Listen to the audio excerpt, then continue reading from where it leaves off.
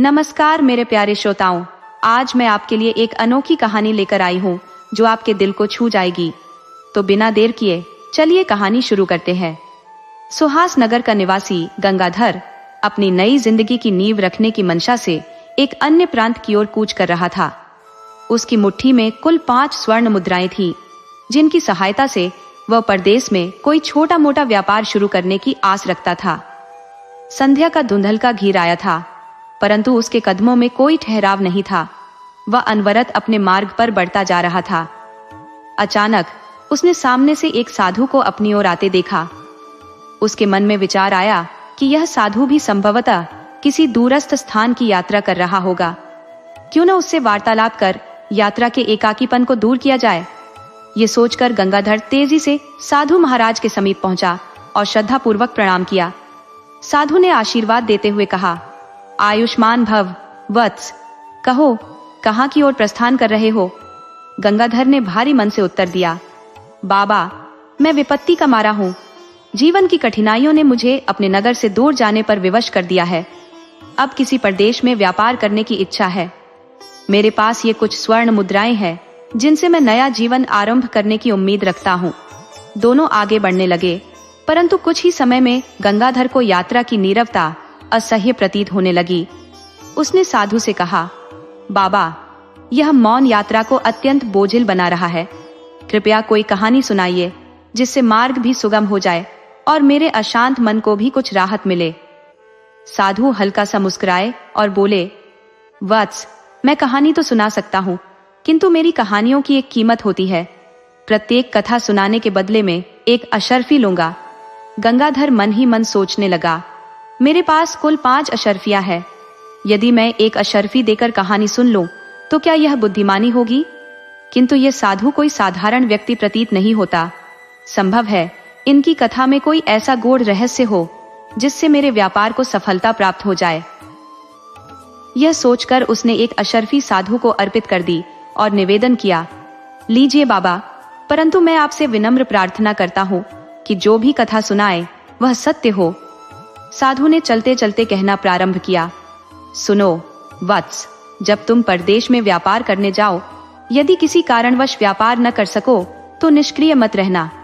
जो भी कार्य जितना भी समय के लिए उपलब्ध हो उसे तुरंत स्वीकार कर लेना। गंगाधर ने उत्सुकता पूर्वक कहा, ठीक है बाबा, मैं इस उपदेश को स्मरण रखूंगा। अब कृपया कथा सुनाइए। साधु हल्के स्वर में हंसे और बोले, वत्स मेरी कथा तो समाप्त हो गई। गंगाधर विस्मित हो उठा, अरे बाबा ये कैसी कथा हुई? आपने तो केवल एक उपदेश दिया। साधु मुस्कुराए और बोले, यदि तुम मेरे इस उपदेश को अपने हृदय में संजोकर रखोगे तो जीवन भर लाभ ही प्राप्त करोगे। चलो, यदि तुम्हें एक और कथा चाहिए तो दूसरी अशर्फी निकालो। कुछ क्षण विचारमग्न रहने के पश्चात गंगाधर ने पुनः एक अशर्फी निकाली और उसे साधु के हाथों में सौंप दिया। उसने जिज्ञासा पूर्वक कहा, बाबा अब कृपया दूसरी कहानी सुनाइए। साधु हल्की मुस्कान के साथ बोले, सुनो वत्स, जीवन में कभी भी छल कपट अथवा धोखे से किसी और के अधिकार पर अपना हक मत जमाना। जो वस्तु तुम्हारी नहीं है उसे मिट्टी के समान समझो और अपनी नियत को कभी मलिन मत होने दो। गंगाधर ने निराशा भरे स्वर में कहा, बाबा ये तो फिर से एक उपदेश हुआ, कहानी नहीं। साधु शांत भाव से बोले, बेटा ये जो सीख मैंने तुम्हें दी है वही तुम्हारे जीवन की सबसे बड़ी कहानियां होंगी। गंगाधर कुछ क्षण सोचता रहा, फिर एक और अशर्फी निकालकर साधु के हाथ में रख दी और कहा, ठीक है बाबा, यदि आपके उपदेश ही मेरी कथा है तो बताइए अगला उपदेश क्या है? साधु गंभीर स्वर में बोले, सुनो बेटा, जीवन में कभी भूल कर भी किसी का गुप्त रहस्य किसी और के सामने प्रकट मत करना। ये मेरा तीसरा उपदेश है। गंगाधर अब इस ज्ञान में इतना डूब चुका था कि उसने शेष बची हुई दोनों अशर्फियां भी साधु को सौंप दी और भावुक होकर बोला, बाबा चाहे मेरे पास अब कुछ न बचे, किंतु मैं आपके बाकी उपदेश भी अवश्य सुनना चाहता हूँ। साधु ने शांत चित्त से अगला उपदेश दिया, वत्स, चाहे कितने ही आवश्यक कार्य से यात्रा पर निकले हो, यदि मार्ग में कोई प्रेम पूर्वक तुम्हें बुलाकर बैठने को कहे तो अवश्य ठहरना और उसकी बात ध्यानपूर्वक सुनना। उसे ठुकराना मत, चाहे तुम्हें कितना भी बड़ा आर्थिक नुकसान क्यों न सहना पड़े। कुछ क्षण रुककर साधु ने अपना अंतिम उपदेश दिया, और बेटा, ये मेरा अंतिम उपदेश है, कभी किसी चालाक और कपटी स्त्री पर आंख मूंद कर विश्वास मत करना। उनके मन और मस्तिष्क का कोई ठिकाना नहीं होता। इतनी बातचीत के बाद दोनों काफी दूरी तय कर चुके थे। साधु ने मुस्कुराते हुए कहा, वत्स, अब हमारी राहें अलग होती हैं। मेरा मार्ग यहीं से भिन्न हो जाता है। गंगाधर ने श्रद्धा से सिर झुकाकर कहा, साधु बाबा, मैं आपके उपदेशों को सदैव स्मरण रखूंगा। साधु अपनी राह बढ़ चला और गंगाधर भी अपनी यात्रा की ओर अग्रसर हो गया। चलते चलते गंगाधर विचारों में खो गया। बाबा की ये उपदेश निसंदेह मेरे लिए उपयोगी सिद्ध होंगे, किंतु वे यह शिक्षाएं बिना किसी मूल्य लिए भी दे सकते थे।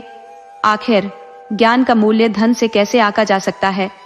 उसका मन इन विचारों में उलझा रहा। उसने निश्चय किया कि यदि लौटते समय उसका पुनः साधु बाबा से सामना हुआ तो वह अवश्य यह प्रश्न उनसे पूछेगा। इन्हीं विचारों में डूबा हुआ वह अपने गंतव्य की ओर बढ़ता चला गया। गंगाधर निरंतर चलता रहा और अंततः एक नगर में पहुंचा। अब उसकी थैली पूरी तरह खाली थी, जिसके कारण वह कोई व्यापार प्रारंभ नहीं कर सकता था। विवश होकर उसने नगरवासियों से नौकरी की तलाश में पूछताछ शुरू कर दी। यही खोजबीन करते समय उसकी भेंट एक व्यक्ति से हुई, जिसका नाम चंदन था। चंदन ने कहा, भाई, मेरा नाम चंदन है और मैं यहाँ महाराज जीत सिंह के राजमहल में नौकर हूँ।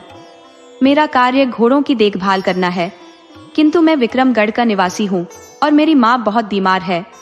मुझे उनसे मिलने के लिए अवकाश चाहिए, किंतु महाराज ने यह शर्त रखी है कि मैं अपने स्थान पर किसी अन्य विश्वसनीय व्यक्ति को नियुक्त करूं। यदि तुम तैयार हो तो अभी मेरे साथ चलो। गंगाधर को तो नौकरी की ही तलाश थी। वह तुरंत उत्साहित होकर बोला, अरे भाई, मैं तो पूरी तरह तैयार हूँ, चलो मैं तुम्हारे साथ चलता हूँ। जल्द ही चंदन गंगाधर को लेकर राजमहल की ओर बढ़ा। राजमहल की भव्यता देखते ही बनती थी। महाराज जीत सिंह, जो अपनी वीरता और दानशीलता के लिए प्रसिद्ध थे, उस नगर के शासक थे। उनकी एक अति सुंदर पुत्री थी, जिसका नाम माधवी था। राजा उसे अपने प्राणों से भी अधिक स्नेह करते थे। इसके अतिरिक्त महाराज को अश्वसवारी का अत्यंत शौक था। उन्होंने अनेक देशों से श्रेष्ठतम घोड़ों को मंगवाकर अपने अस्तबल में रखा था। उनके इन दुर्लभ और शक्तिशाली घोड़ों की देखभाल के लिए कई अनुभवी सेवकों को नियुक्त किया गया था, जिनमें से एक चंदन भी था। चंदन गंगाधर को सीधे राज दरबार में ले गया और महाराज के समक्ष सिर झुकाकर बोला, महाराज की जय हो। ये व्यक्ति गंगाधर है। मैं इसे अपने स्थान पर नियुक्त करने की अनुमति चाहता हूँ, ताकि मुझे अवकाश प्राप्त हो सके। महाराज ने गंगाधर की ओर देखा और गंभीर स्वर में कहा, यदि तुम्हें यह व्यक्ति योग्य और विश्वसनीय प्रतीत होता है तो इसे कार्य सौंप दो, किंतु ध्यान रहे, हमारे प्रिय घोड़ों की देखभाल में कोई भी लापरवाही हुई या उन्हें कोई कष्ट पहुंचा तो इसका दंड गंगाधर नहीं बल्कि तुम्हें भोगना होगा। चंदन ने शीघ्रता से उत्तर दिया, महाराज, आप निश्चिंत रहे, मैं इसे संपूर्ण कार्यभार समझा दूंगा। राजा ने स्वीकृति में सिर हिलाया और चंदन गंगाधर को लेकर सीधे राजमहल के विशाल शाही अस्तबल में पहुंचा। वहां पर असंख्य शानदार और बलशाली घोड़े बंधे हुए थे। चंदन ने गंगाधर को अस्तबल में ले जाकर कहा, सुनो गंगाधर, ये 7 घोड़े अब तुम्हारी जिम्मेदारी होंगे। तुम्हें इनकी देखभाल करनी होगी। उन्हें समय पर खिलाना, पिलाना, उनकी मालिश करना और सफाई का ध्यान रखना, यही तुम्हारा काम रहेगा। गंगाधर ने सिर झुकाकर उत्तर दिया, मैं समझ गया मित्र, तुम निश्चिंत रहो। इसके बाद चंदन उसे अस्तबल के भीतर बने एक छोटे कमरे में ले गया और बोला, यह कमरा अब तुम्हारा रहेगा जब तक मैं वापस ना आ जाऊं। अपना काम अच्छे से करना और घोड़ों की देखभाल में कोई कमी मत रखना। चंदन ने कुछ आवश्यक सामान इकट्ठा किया और अपने बीमार माता पिता से मिलने के लिए अपने गांव की ओर चल पड़ा।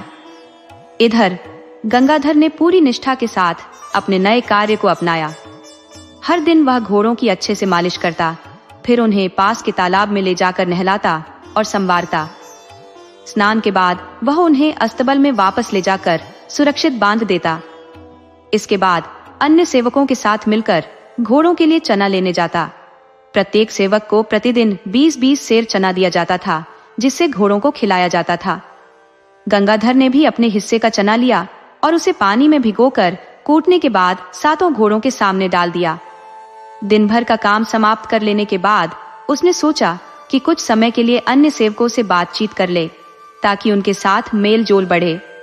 यही सोचकर वह अस्तबल से लगे बड़े कमरे की ओर बढ़ा जहां अन्य सेवक बैठे हुए मौज मस्ती कर रहे थे। गंगाधर ने देखा कि वे सभी शराब पी रहे थे। ये देखकर वह हैरान रह गया और बोला, अरे भाई, आप लोग बिना काम पूरा किए ही नशे में डूबे हुए हैं। एक सेवक हंसते हुए बोला, अरे नहीं भाई, बिना काम पूरा किए भला कौन इतनी हिम्मत करेगा कि मस्ती में डूब जाए। हमने घोड़ों की खुराक पहले ही डाल दी है। गंगाधर ने चारों ओर नजर दौड़ाई और देखा कि अभी भी बहुत सा चना कूटने के लिए पड़ा था।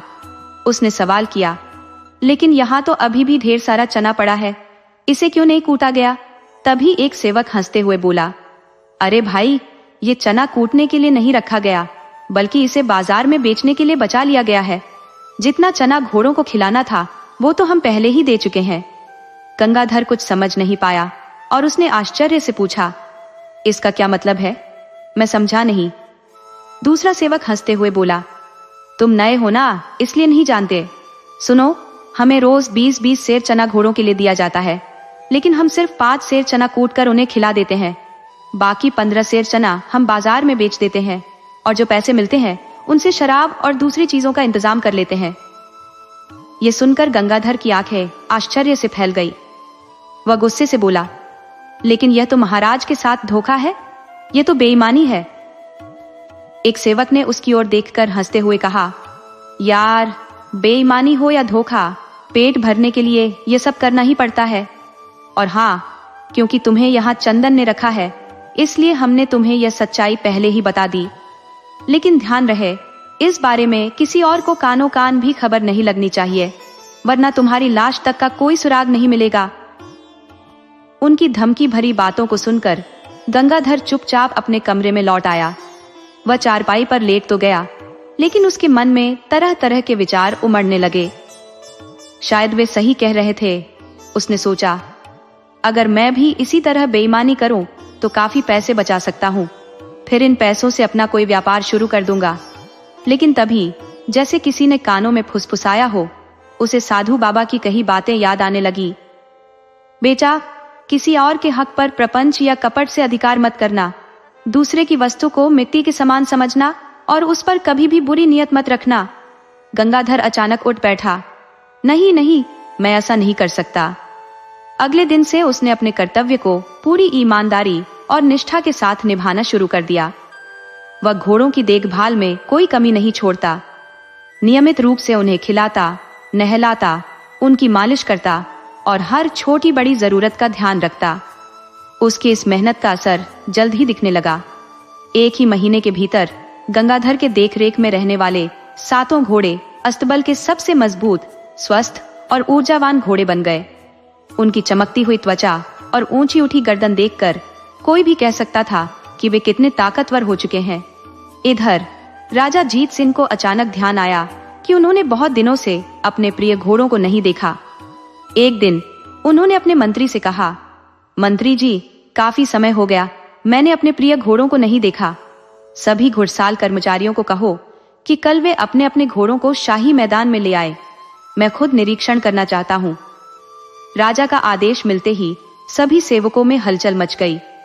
अगले दिन सुबह गंगाधर समेत सारे घुड़साल कर्मचारी अपने अपने घोड़ों को अच्छे से नहलाकर संवारकर शाही मैदान में पहुंचे। राजा जीत सिंह मैदान में आए और घोड़ों का निरीक्षण करने लगे। लेकिन जैसे ही उन्होंने घोड़ों को ध्यान से देखा, उनका चेहरा गुस्से से तमतमाने लगा।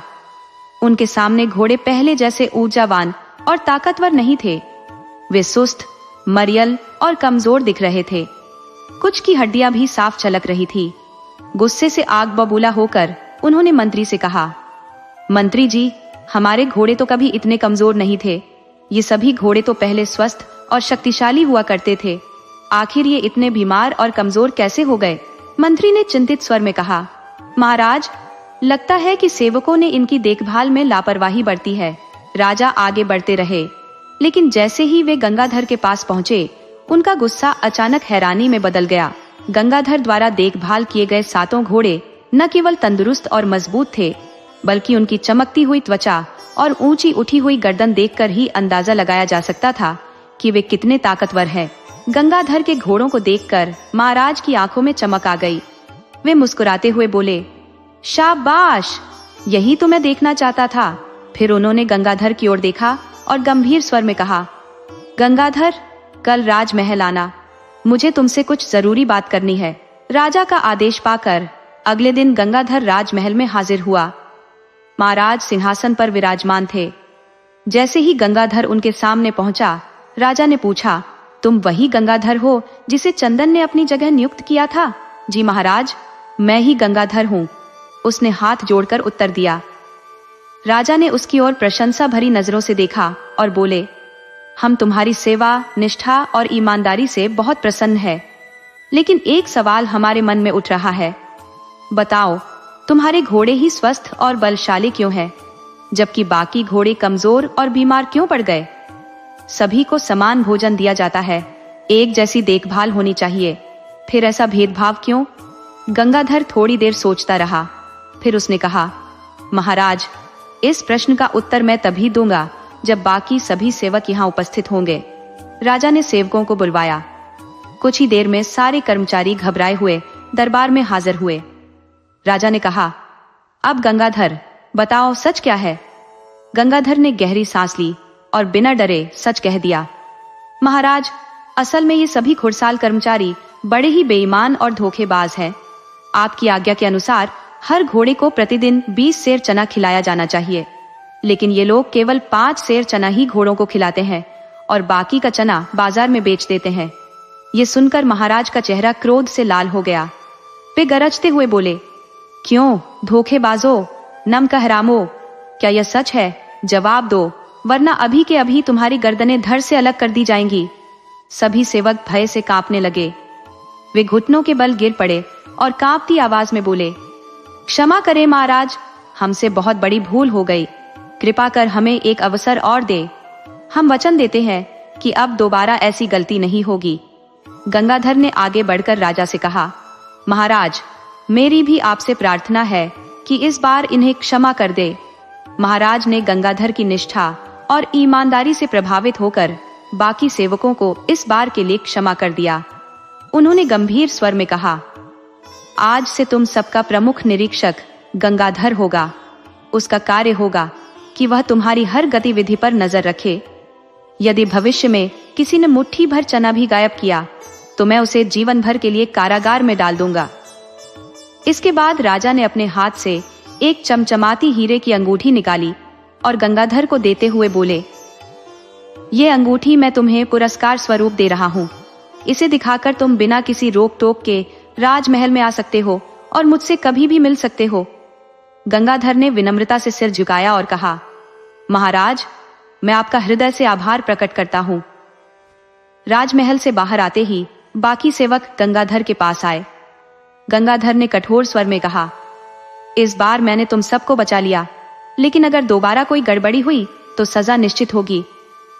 सभी सेवक हाथ जोड़कर बोले, नहीं सरकार, अब से कोई बेईमानी नहीं होगी, हम पूरी ईमानदारी से काम करेंगे। उस दिन के बाद किसी ने घोड़ों के भोजन में हेरफेर नहीं की। धीरे धीरे सभी घोड़े स्वस्थ और ताकतवर हो गए। यह देखकर राजा बहुत प्रसन्न हुए। कुछ समय बाद चंदन अपने देश से लौटकर आया। जब उसने अस्तबल में घोड़ों को हृष्ट पुष्ट और ऊर्जावान देखा तो वह हैरान रह गया। उसे समझ नहीं आया कि आखिर यह कैसे हुआ। गंगाधर उस समय कहीं बाहर गया हुआ था। बाकी सेवकों ने चंदन को पूरी घटना विस्तार से सुनाई, कैसे गंगाधर ने उनकी बेईमानी पकड़ ली और अपनी ईमानदारी के कारण अस्तबल का मुख्य निरीक्षक बन गया। चंदन ने कहा, मैं अब लौट आया हूँ, तुम लोग बिल्कुल चिंता मत करो, मैं गंगाधर को जरूर सबक सिखाऊंगा। इतना कहकर वह सीधे अपने उसी कमरे में चला गया जिसे उसने गंगाधर के हवाले कर रखा था। कमरे की साफ सफाई देखकर चंदन हैरान रह गया। सब कुछ व्यवस्थित था। वह चैन की सांस लेकर अपने बिस्तर पर लेट गया और गंगाधर के आने का इंतजार करने लगा। कुछ ही देर बाद गंगाधर कमरे में दाखिल हुआ। चंदन को देखकर उसके चेहरे पर खुशी की लहर दौड़ गई। गंगाधर बोला, अरे मित्र चंदन, कब आए और कैसे आए? चंदन मुस्कुराते हुए बोला, बस अभी कुछ ही देर पहले आया हूँ। और हाँ, तुमने कमरे को वाकई बहुत सुंदर और सलीके से सजाया है। इसके बाद दोनों बैठकर बातें करने लगे। गंगाधर ने चंदन को सारी बातें विस्तार से बताई जो उसके जाने के बाद घटी थी। हालांकि चंदन पहले ही अपने साथियों से सब कुछ सुन चुका था, फिर भी वह चुपचाप गंगाधर की बातें सुनता रहा। थोड़ी देर बाद दोनों ने भजन किया और अपने अपने बिस्तर पर लेट गए। पर चंदन की आंखों में नींद कहाँ थी। उसका तन बदन क्रोध और ईर्ष्या की आग में जल रहा था। वह मन ही मन गंगाधर को सबक सिखाने की योजना बना रहा था। बाहर आसमान में काले बादल छाए हुए थे। रुक रुक कर बारिश हो रही थी और बिजली की गड़गड़ाहट रात की निस्तब्धता को भंग कर रही थी। उधर राजमहल में राजकुमारी माधुरी की आंखों से भी नींद कोसों दूर थी। वह अपने कमरे में एक जगह से दूसरी जगह बेचैनी से टहल रही थी। तभी उसकी नजर फर्श पर पड़ी एक लकड़ी की पटरी पर गई। उसने धीरे से उसे खिसकाया। यह उसके कमरे का एक गुप्त रास्ता था। बिना समय गंवाए वह उस रास्ते की सीढ़ियों से नीचे उतरने लगी। इधर तेज बिजली की चमक और कड़क से गंगाधर की नींद खुल गई। वह घबराकर उठ बैठा। मन में सोचा, मौसम तो बहुत खराब हो गया है, देखूं घोड़े को खुला तो नहीं छोड़ा। ये सोचकर वह जल्दी जल्दी अस्तबल की ओर चल पड़ा। गंगाधर जैसे ही कमरे से बाहर निकला, तभी फर्श के बीचों बीच रखा लकड़ी का पटरा हटा और उसमें से राजकुमारी माधुरी बाहर निकली। यह वही गुप्त रास्ते का दूसरा सिरा था जो सीधे चंदन के कमरे तक जाता था। राजकुमारी चुपचाप चंदन के पास पहुंची और उसे जगाने लगी।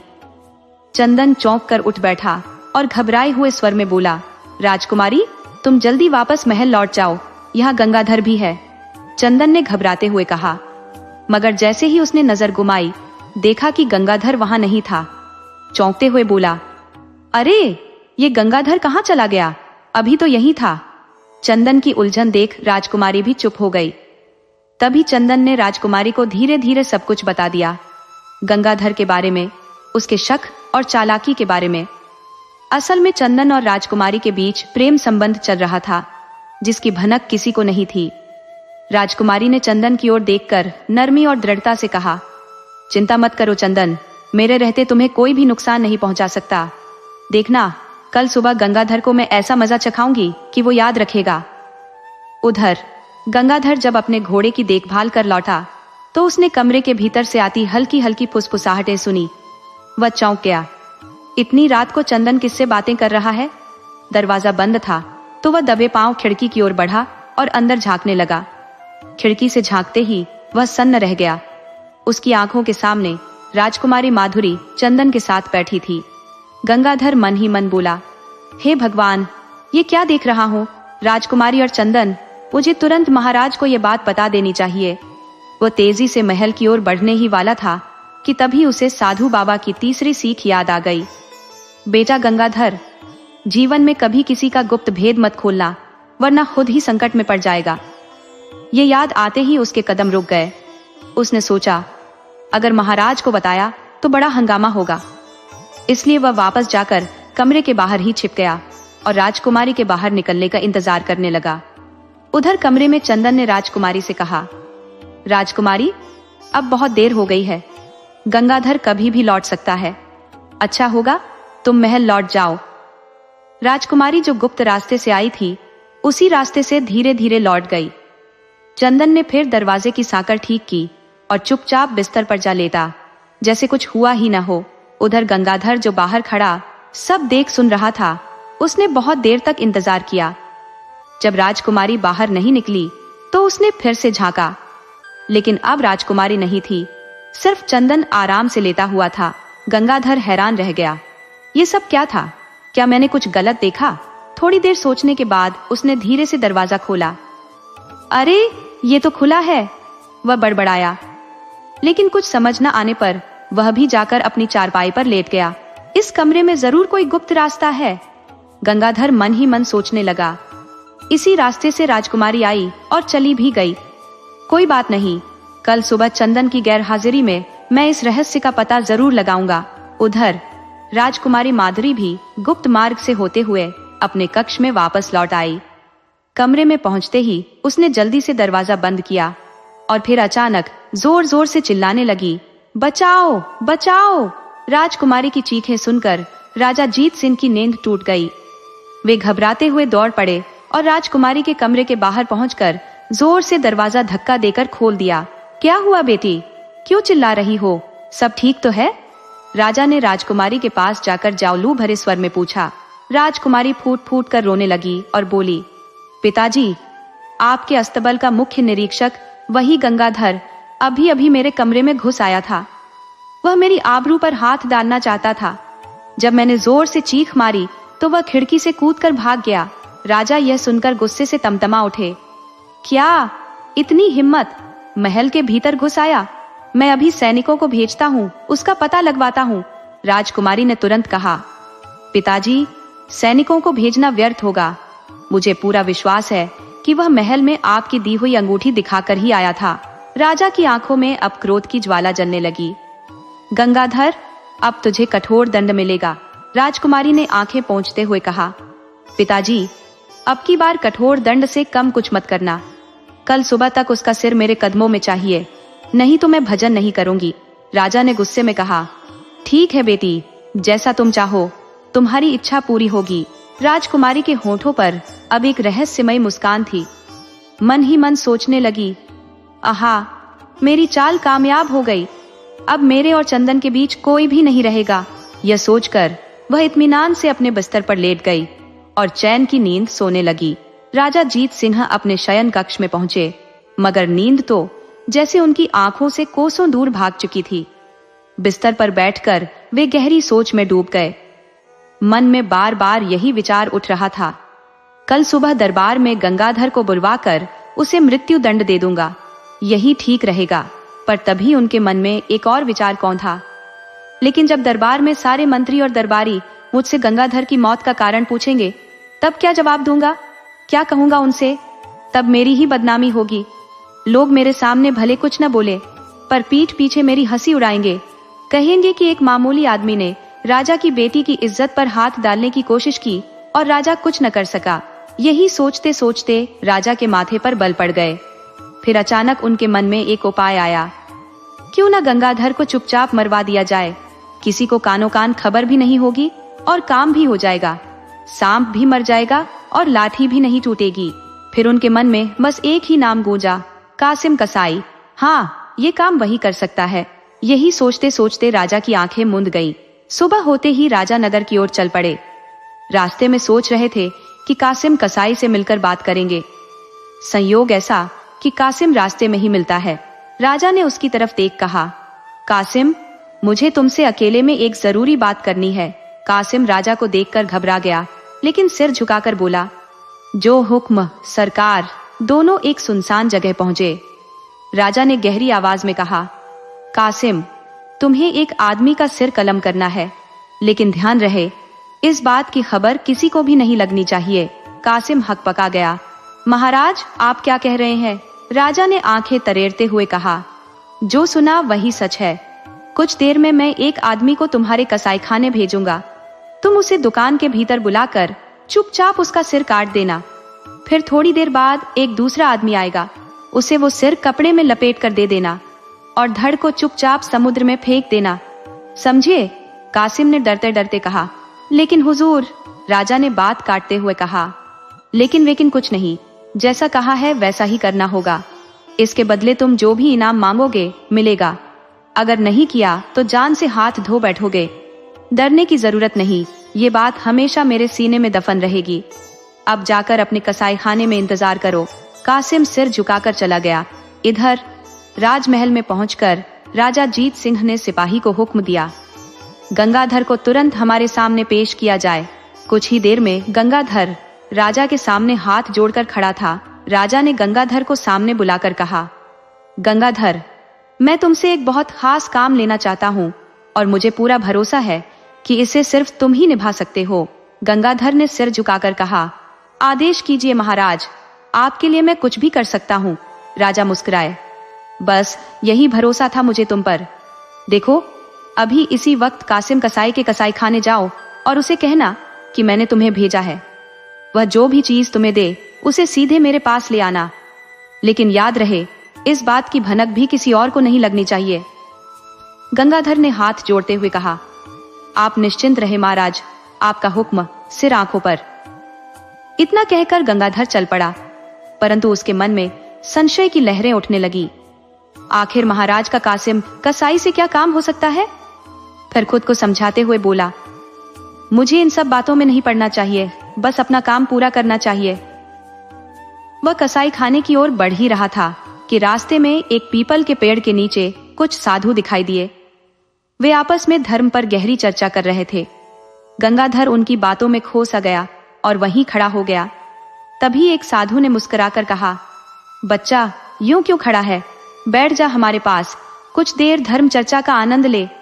गंगाधर ने झिझकते हुए कहा, महाराज क्षमा कीजिए, मैं एक जरूरी काम से जा रहा हूं, रुक नहीं सकता। जैसे ही उसने आगे बढ़ना चाहा, तभी साधु बाबा की कही हुई पुरानी बात उसके कानों में गूंज उठी, बेटा चाहे जितना जरूरी काम हो, पर यदि रास्ते में कोई प्रेम से बुलाए तो बैठकर उसकी बात जरूर सुननी चाहिए, उसका अनादर मत करना, चाहे तुम्हें लाखों का नुकसान क्यों ना हो जाए। ये सोचते ही गंगाधर वहीं बैठ गया और साधुओं की गोड़ बातें सुनने लगा। उधर महल में चंदन ने जब सुना कि गंगाधर सुबह सुबह राजा के बुलावे पर गया है और अब तक लौटा नहीं, तो वह बेचैन हो उठा। सोचने लगा, क्या बात हो सकती है, गंगाधर इतना देर क्यों कर रहा है। चंदन राजमहल की ओर चल पड़ा। जैसे ही वह महल के पास पहुंचा, राजा जीत सिंह खिड़की से उसे देख रहे थे। राजा ने मन ही मन सोचा, अरे चंदन, क्यों न इसे ही कासिम कसाई के पास भेज दूं? ये मूर्ख है, गंगाधर की गर्दन भी ले आएगा और सवाल भी नहीं करेगा।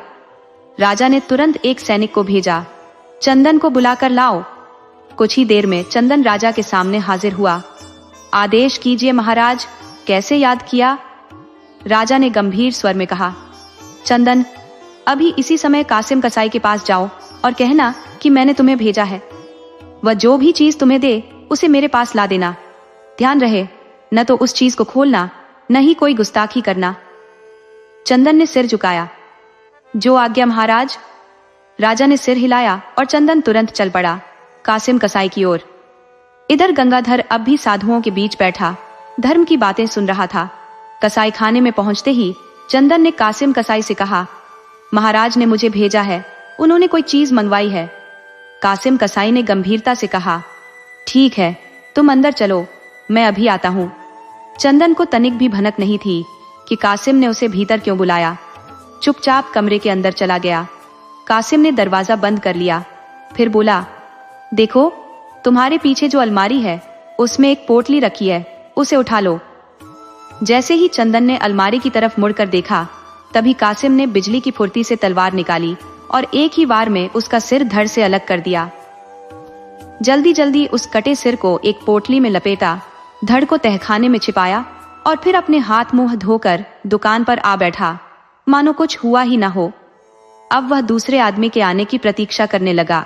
इधर गंगाधर साधुओं के साथ धर्म चर्चा में ऐसा खोया कि समय का पता ही नहीं चला। बहुत देर बाद जब साधु अपने अपने रास्ते चले गए, तब गंगाधर को अचानक याद आया, अरे महाराज ने मुझे भी तो कासिम कसाई के पास किसी जरूरी काम से भेजा है। गंगाधर झटपट कसाई की दुकान की ओर चल पड़ा। वहां पहुंचकर बोला, महाराज ने मुझे भेजा है, उन्होंने जो भी चीज मंगवाई हो मुझे दे दीजिए। कासिम ने बड़ी चालाकी से पोटली उठाई और कहा, ये लो, पर ध्यान रहे इसे खोलना मत, वरना महाराज बहुत नाराज होंगे। गंगाधर ने सिर हिलाया, ठीक है, मैं जैसा कहा गया है वैसा ही करूंगा।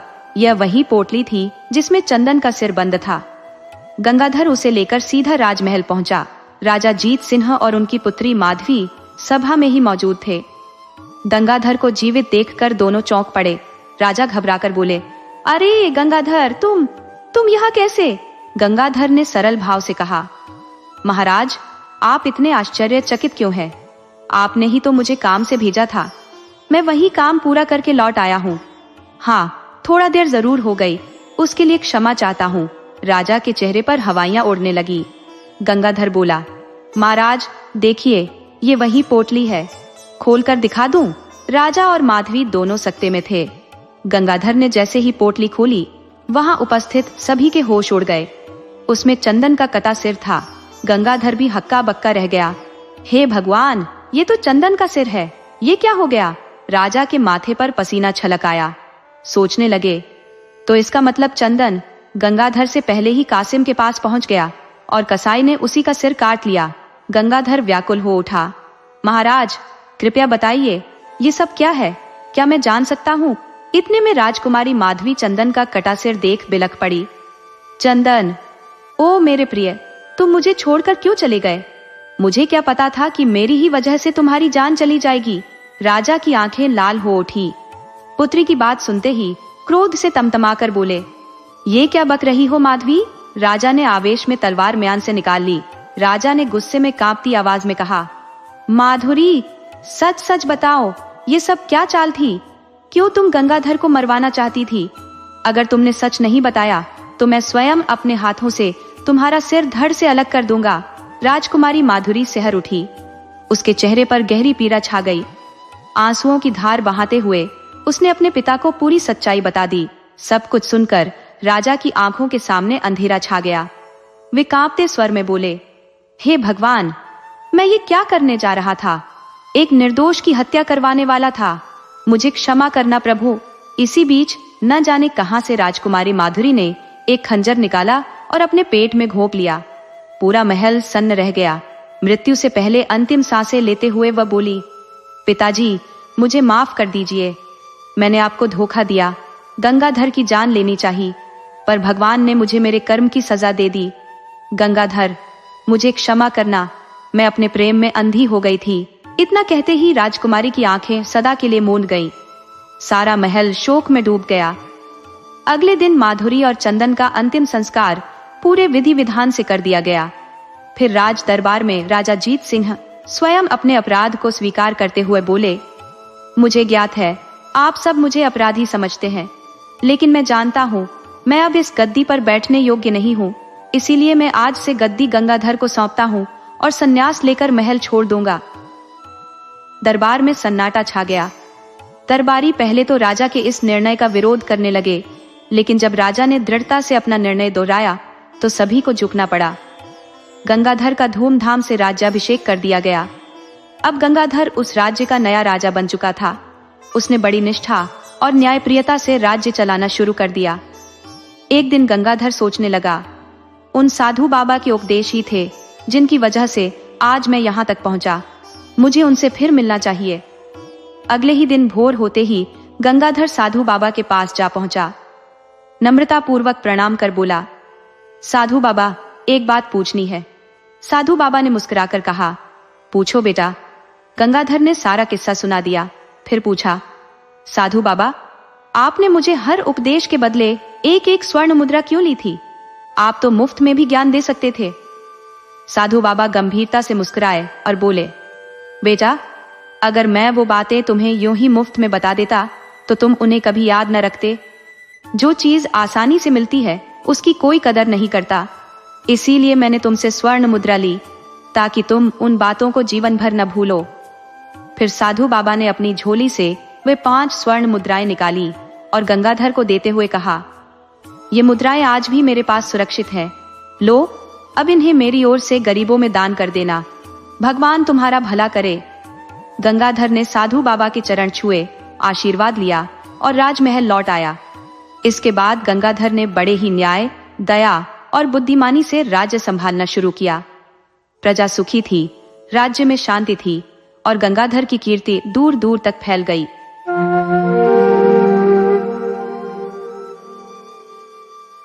प्राचीन काल की एक घटना है।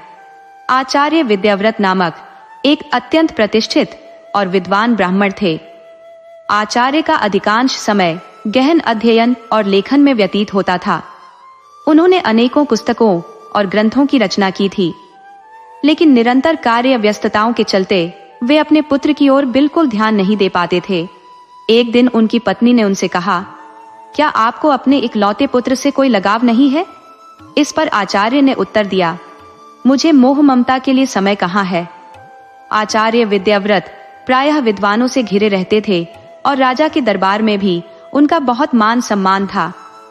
राजा ने कई बार उनसे अपना सलाहकार बनने की प्रार्थना की थी, परंतु आचार्य हमेशा यह कहकर मना कर देते कि महाराज, आपकी सेवा में आने पर मुझे चापलूसी करनी पड़ेगी, जो मेरे सिद्धांतों के विरुद्ध है। दूसरी ओर आचार्य का पुत्र विद्याधर अपनी माँ के अति लाड़ प्यार के चलते अत्यधिक उद्दंड हो गया था। वह पाठशाला जाने से कतराता और आवारा लड़कों के साथ समय बिताने लगा। धीरे धीरे उसने जुआ खेलने की आदत भी अपना ली। पड़ोस के लोग उसकी शिकायतें लेकर उसकी माँ के पास आते, लेकिन वह हर बार अपने बेटे का पक्ष लेती थी। समय बीतने के साथ जब विद्याधर थोड़ा बड़ा हुआ तो उसने मदिरा पान करना भी शुरू कर दिया और उसकी संगति गांव के चोर उचक्कों के साथ हो गई। एक दिन ऐसा हुआ कि विद्याधर अपने उन मित्रों के साथ मंदिर में चोरी करते हुए पकड़ा गया। मंदिर के पहरेदारों ने उसे पकड़कर राजा के समक्ष प्रस्तुत किया और कहा, महाराज, यह लड़का मंदिर में चोरी करते हुए पकड़ा गया है और यह आचार्य विद्याव्रत का पुत्र है। राजा यह सुनकर चकित रह गए और बोले, जो व्यक्ति दुनिया को धर्म और ज्ञान का पाठ पढ़ाता है, उसका पुत्र चोरी करता है। उन्होंने तुरंत एक दूत को आचार्य के पास भेजा। दूत ने जाकर कहा, आचार्य जी, आपका पुत्र राजमहल में है, उसे चोरी करते हुए पकड़ा गया है। यह सुनकर आचार्य गहन दुख में डूब गए। उन्होंने कहा, अरे यह क्या, मेरे मुख पर तो कालिख पोत दी गई, अब मैं किसके समक्ष अपना मुख दिखाऊंगा। इस पर उनकी पत्नी बोली, महाराज आपका बहुत सम्मान करते हैं, यदि आप चाहें तो वह आपके पुत्र को क्षमा कर देंगे। आचार्य ने दृढ़ता से उत्तर दिया, मैं अपराधी की सिफारिश कभी नहीं करूंगा, यह भी एक अपराध होगा। उनकी पत्नी ने कहा, यदि आप राजा के पास नहीं गए तो मैं अपनी जान दे दूंगी। पत्नी की इस हठ के आगे झुकते हुए आचार्य ने कहा, तुम्हारी इस जिद के कारण मुझे राजा के पास जाना ही होगा। अपनी पत्नी के आग्रह पर आचार्य विद्याव्रत मन न होते हुए भी राजा के दरबार में पहुंचे। उन्होंने राजा से निवेदन किया, राजन, मेरा पुत्र अभी अपरिपक्व है, कृपया उसे क्षमा प्रदान करें। राजा ने कहा, यदि ऐसा है तो आपको भरे दरबार में सभी के समक्ष मुझसे सार्वजनिक रूप से क्षमा याचना करनी होगी, तभी मैं आपके पुत्र को माफ कर सकता हूँ।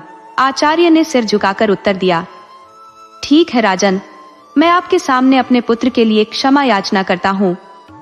राजा ने कहा, आपकी प्रार्थना पर हम आपके बेटे को इस शर्त पर छोड़ते हैं कि भविष्य में वह कोई अपराध नहीं करेगा। इस प्रकार राजा ने आचार्य के पुत्र को क्षमा कर दिया। हालांकि इस घटना के बाद आचार्य की प्रतिष्ठा पर गहरा आघात लगा। जहां भी वे जाते लोग ताने कसते और कहते, एक आचार्य का बेटा चोर और उचक्का निकला। यह उपहास और अपमान आचार्य जी के मनोबल को तोड़ने लगा। उनके स्वास्थ्य पर इसका बुरा प्रभाव पड़ा और वे निरंतर बीमार रहने लगे। विद्याधर भले ही घर लौट आया था, लेकिन उसकी चोरी की आदत नहीं छूटी। उसने आचार्य जी की पुस्तकों को चुराकर बेचना शुरू कर दिया। एक दिन आचार्य ने उससे पूछा, मेरी पुस्तकें कहाँ गईं? विद्याधर ने निर्लज्जता से उत्तर दिया, पिताजी, मैंने घर का कबाड़ साफ कर दिया। आचार्य गुस्से में बोले, निकम्मे, तूने मेरा सर्वनाश कर दिया। इस पर विद्याधर ने तुनकते हुए कहा, आप तो हमेशा मुझे कोसते ही रहते हैं। समय बीतता गया और आचार्य की बीमारी गंभीर होती चली गई। वे चिंतित रहते कि उनके बाद उनकी पत्नी और आवारा पुत्र का क्या होगा। इस सब के बीच वे एक महत्वपूर्ण ग्रंथ की रचना कर रहे थे। बीमार होने के बावजूद उन्होंने दिन रात लेखन जारी रखा और अंततः ग्रंथ पूरा कर लिया। आचार्य ने सोचा, मेरा ग्रंथ तो पूर्ण हो गया है, शायद अब मेरे जीवन के भी अंतिम दिन निकट है। उन्होंने अपने पुत्र को बुलाया और कहा, बेटा, अभी भी समय है, तुम सुधर सकते हो। उन्होंने अपनी रचित पुस्तक उसे सौंपते हुए कहा, तुम्हारी बर्बादी मेरी ही लापरवाही का परिणाम है। यह अमूल्य ग्रंथ तुम्हारे लिए छोड़ रहा हूँ। मेरे पास तुम्हें देने के लिए और कुछ नहीं है। विद्याधर ने पुस्तक तो अपने पास रख ली, लेकिन मन ही मन सोच रहा था, इस पोथी का मैं क्या करूंगा? मुझे पढ़ना लिखना तो आता ही नहीं।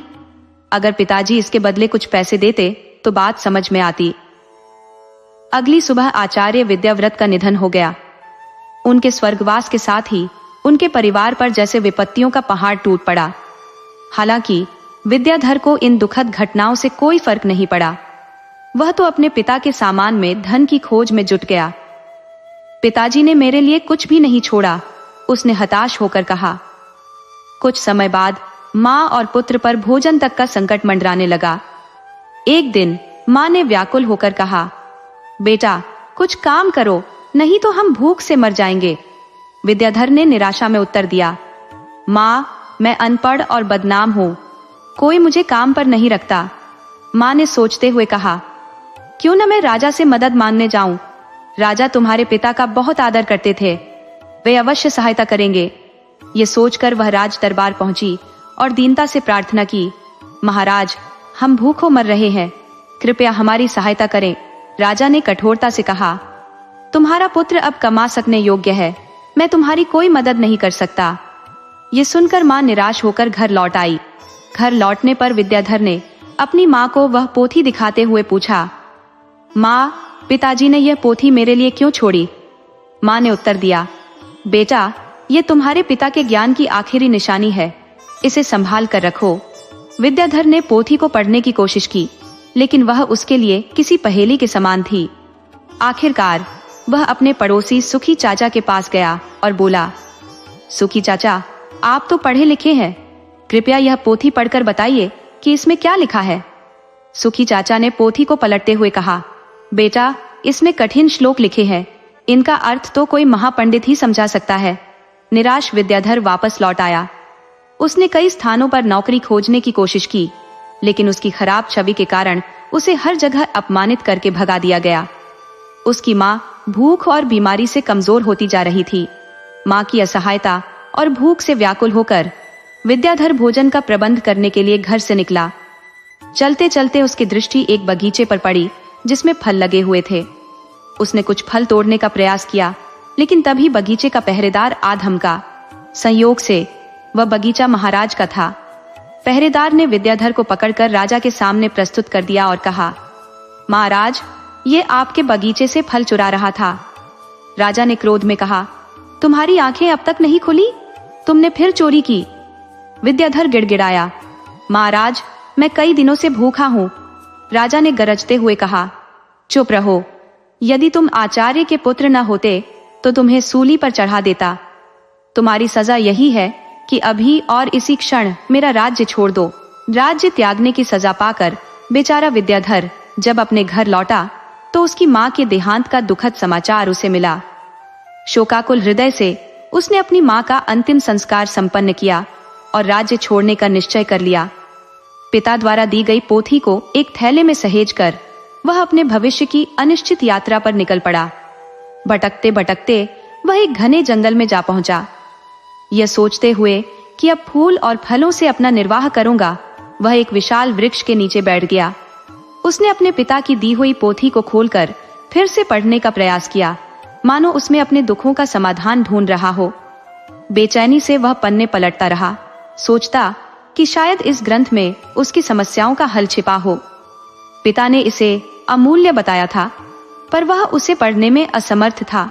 अचानक हवा का एक तेज झोंका आया, जिससे पोथी के कुछ पन्ने उड़कर दूर चले गए।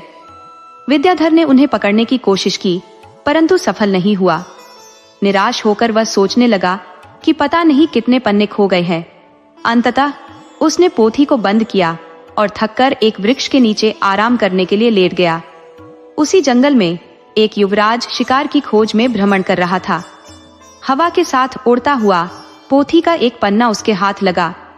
उसने पन्ने को देखकर पाया कि उस पर सुंदर हस्तलिपि में संस्कृत का श्लोक लिखा था, लेकिन संस्कृत का ज्ञान न होने के कारण वह अर्थ समझने में असमर्थ था।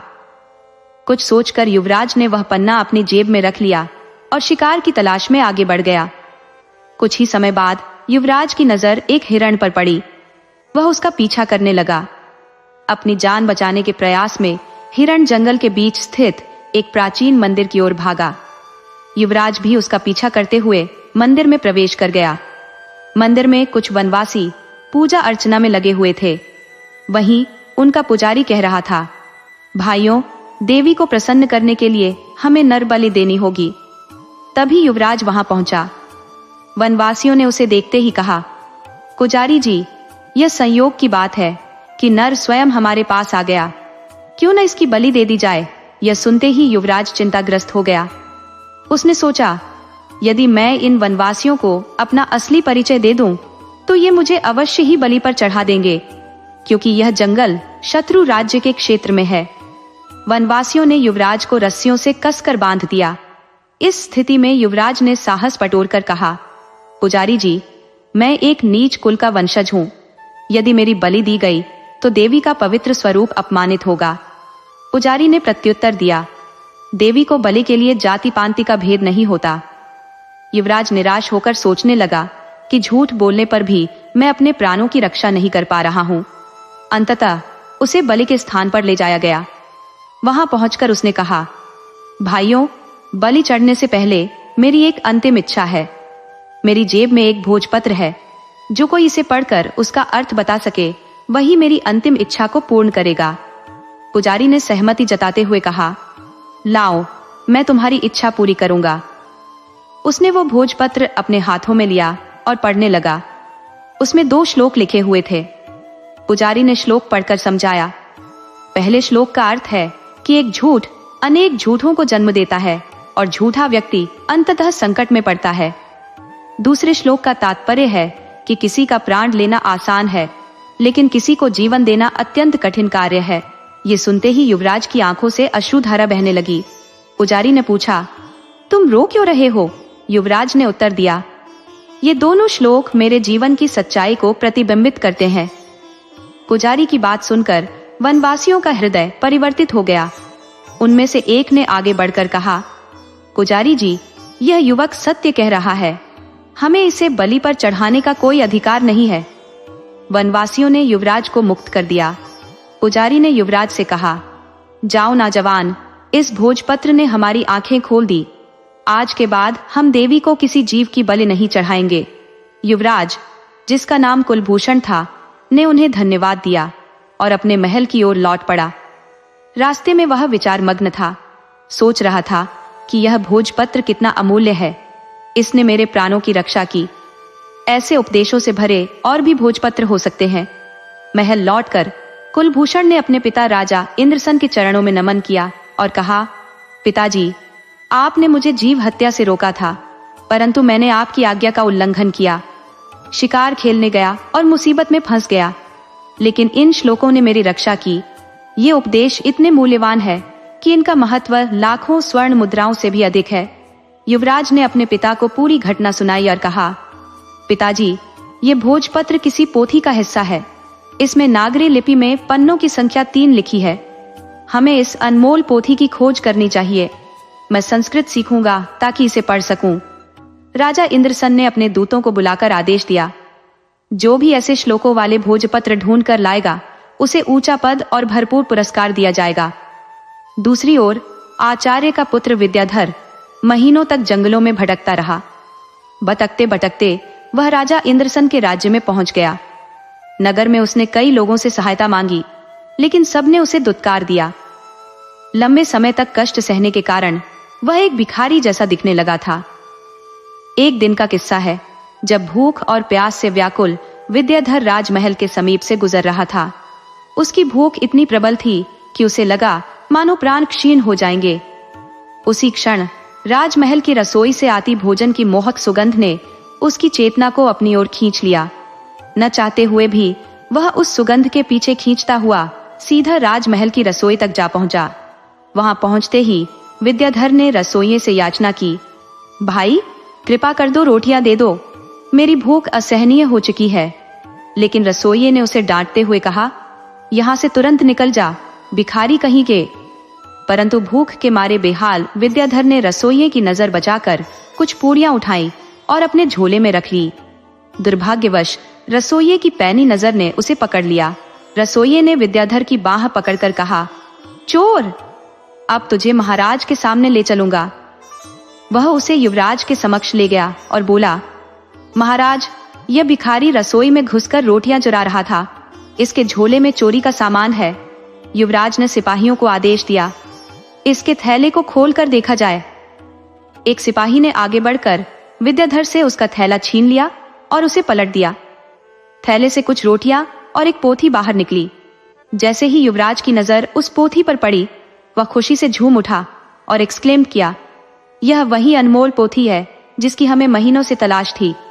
विद्याधर को आदर पूर्वक बैठाते हुए उसने कहा, भाई विद्याधर, इतनी अमूल्य धरोहर के होते हुए भी तुम भिखारी का जीवन जी रहे हो। मैं इस पोथी के लिए तुम्हें 5 लाख स्वर्ण मुद्राएं देने को तैयार हूं। विद्याधर ने गंभीर स्वर में उत्तर दिया, महाराज, मैं सोच भी नहीं सकता था कि मेरी ऐसी स्थिति होगी। ये पोथी मेरे पिता की अमूल्य धरोहर है, जिसके उपदेशों ने मुझे कई बार संकट से बचाया, लेकिन मैं इसे समझने और अपनाने में चूक गया। युवराज ने पोथी खोलते हुए उसमें लिखे श्लोक पढ़े और कहा, पहला श्लोक कहता है कि अविद्या सभी दोषों की जननी है, और दूसरा श्लोक बताता है कि संकटों में ही अपने और पराये की पहचान होती है।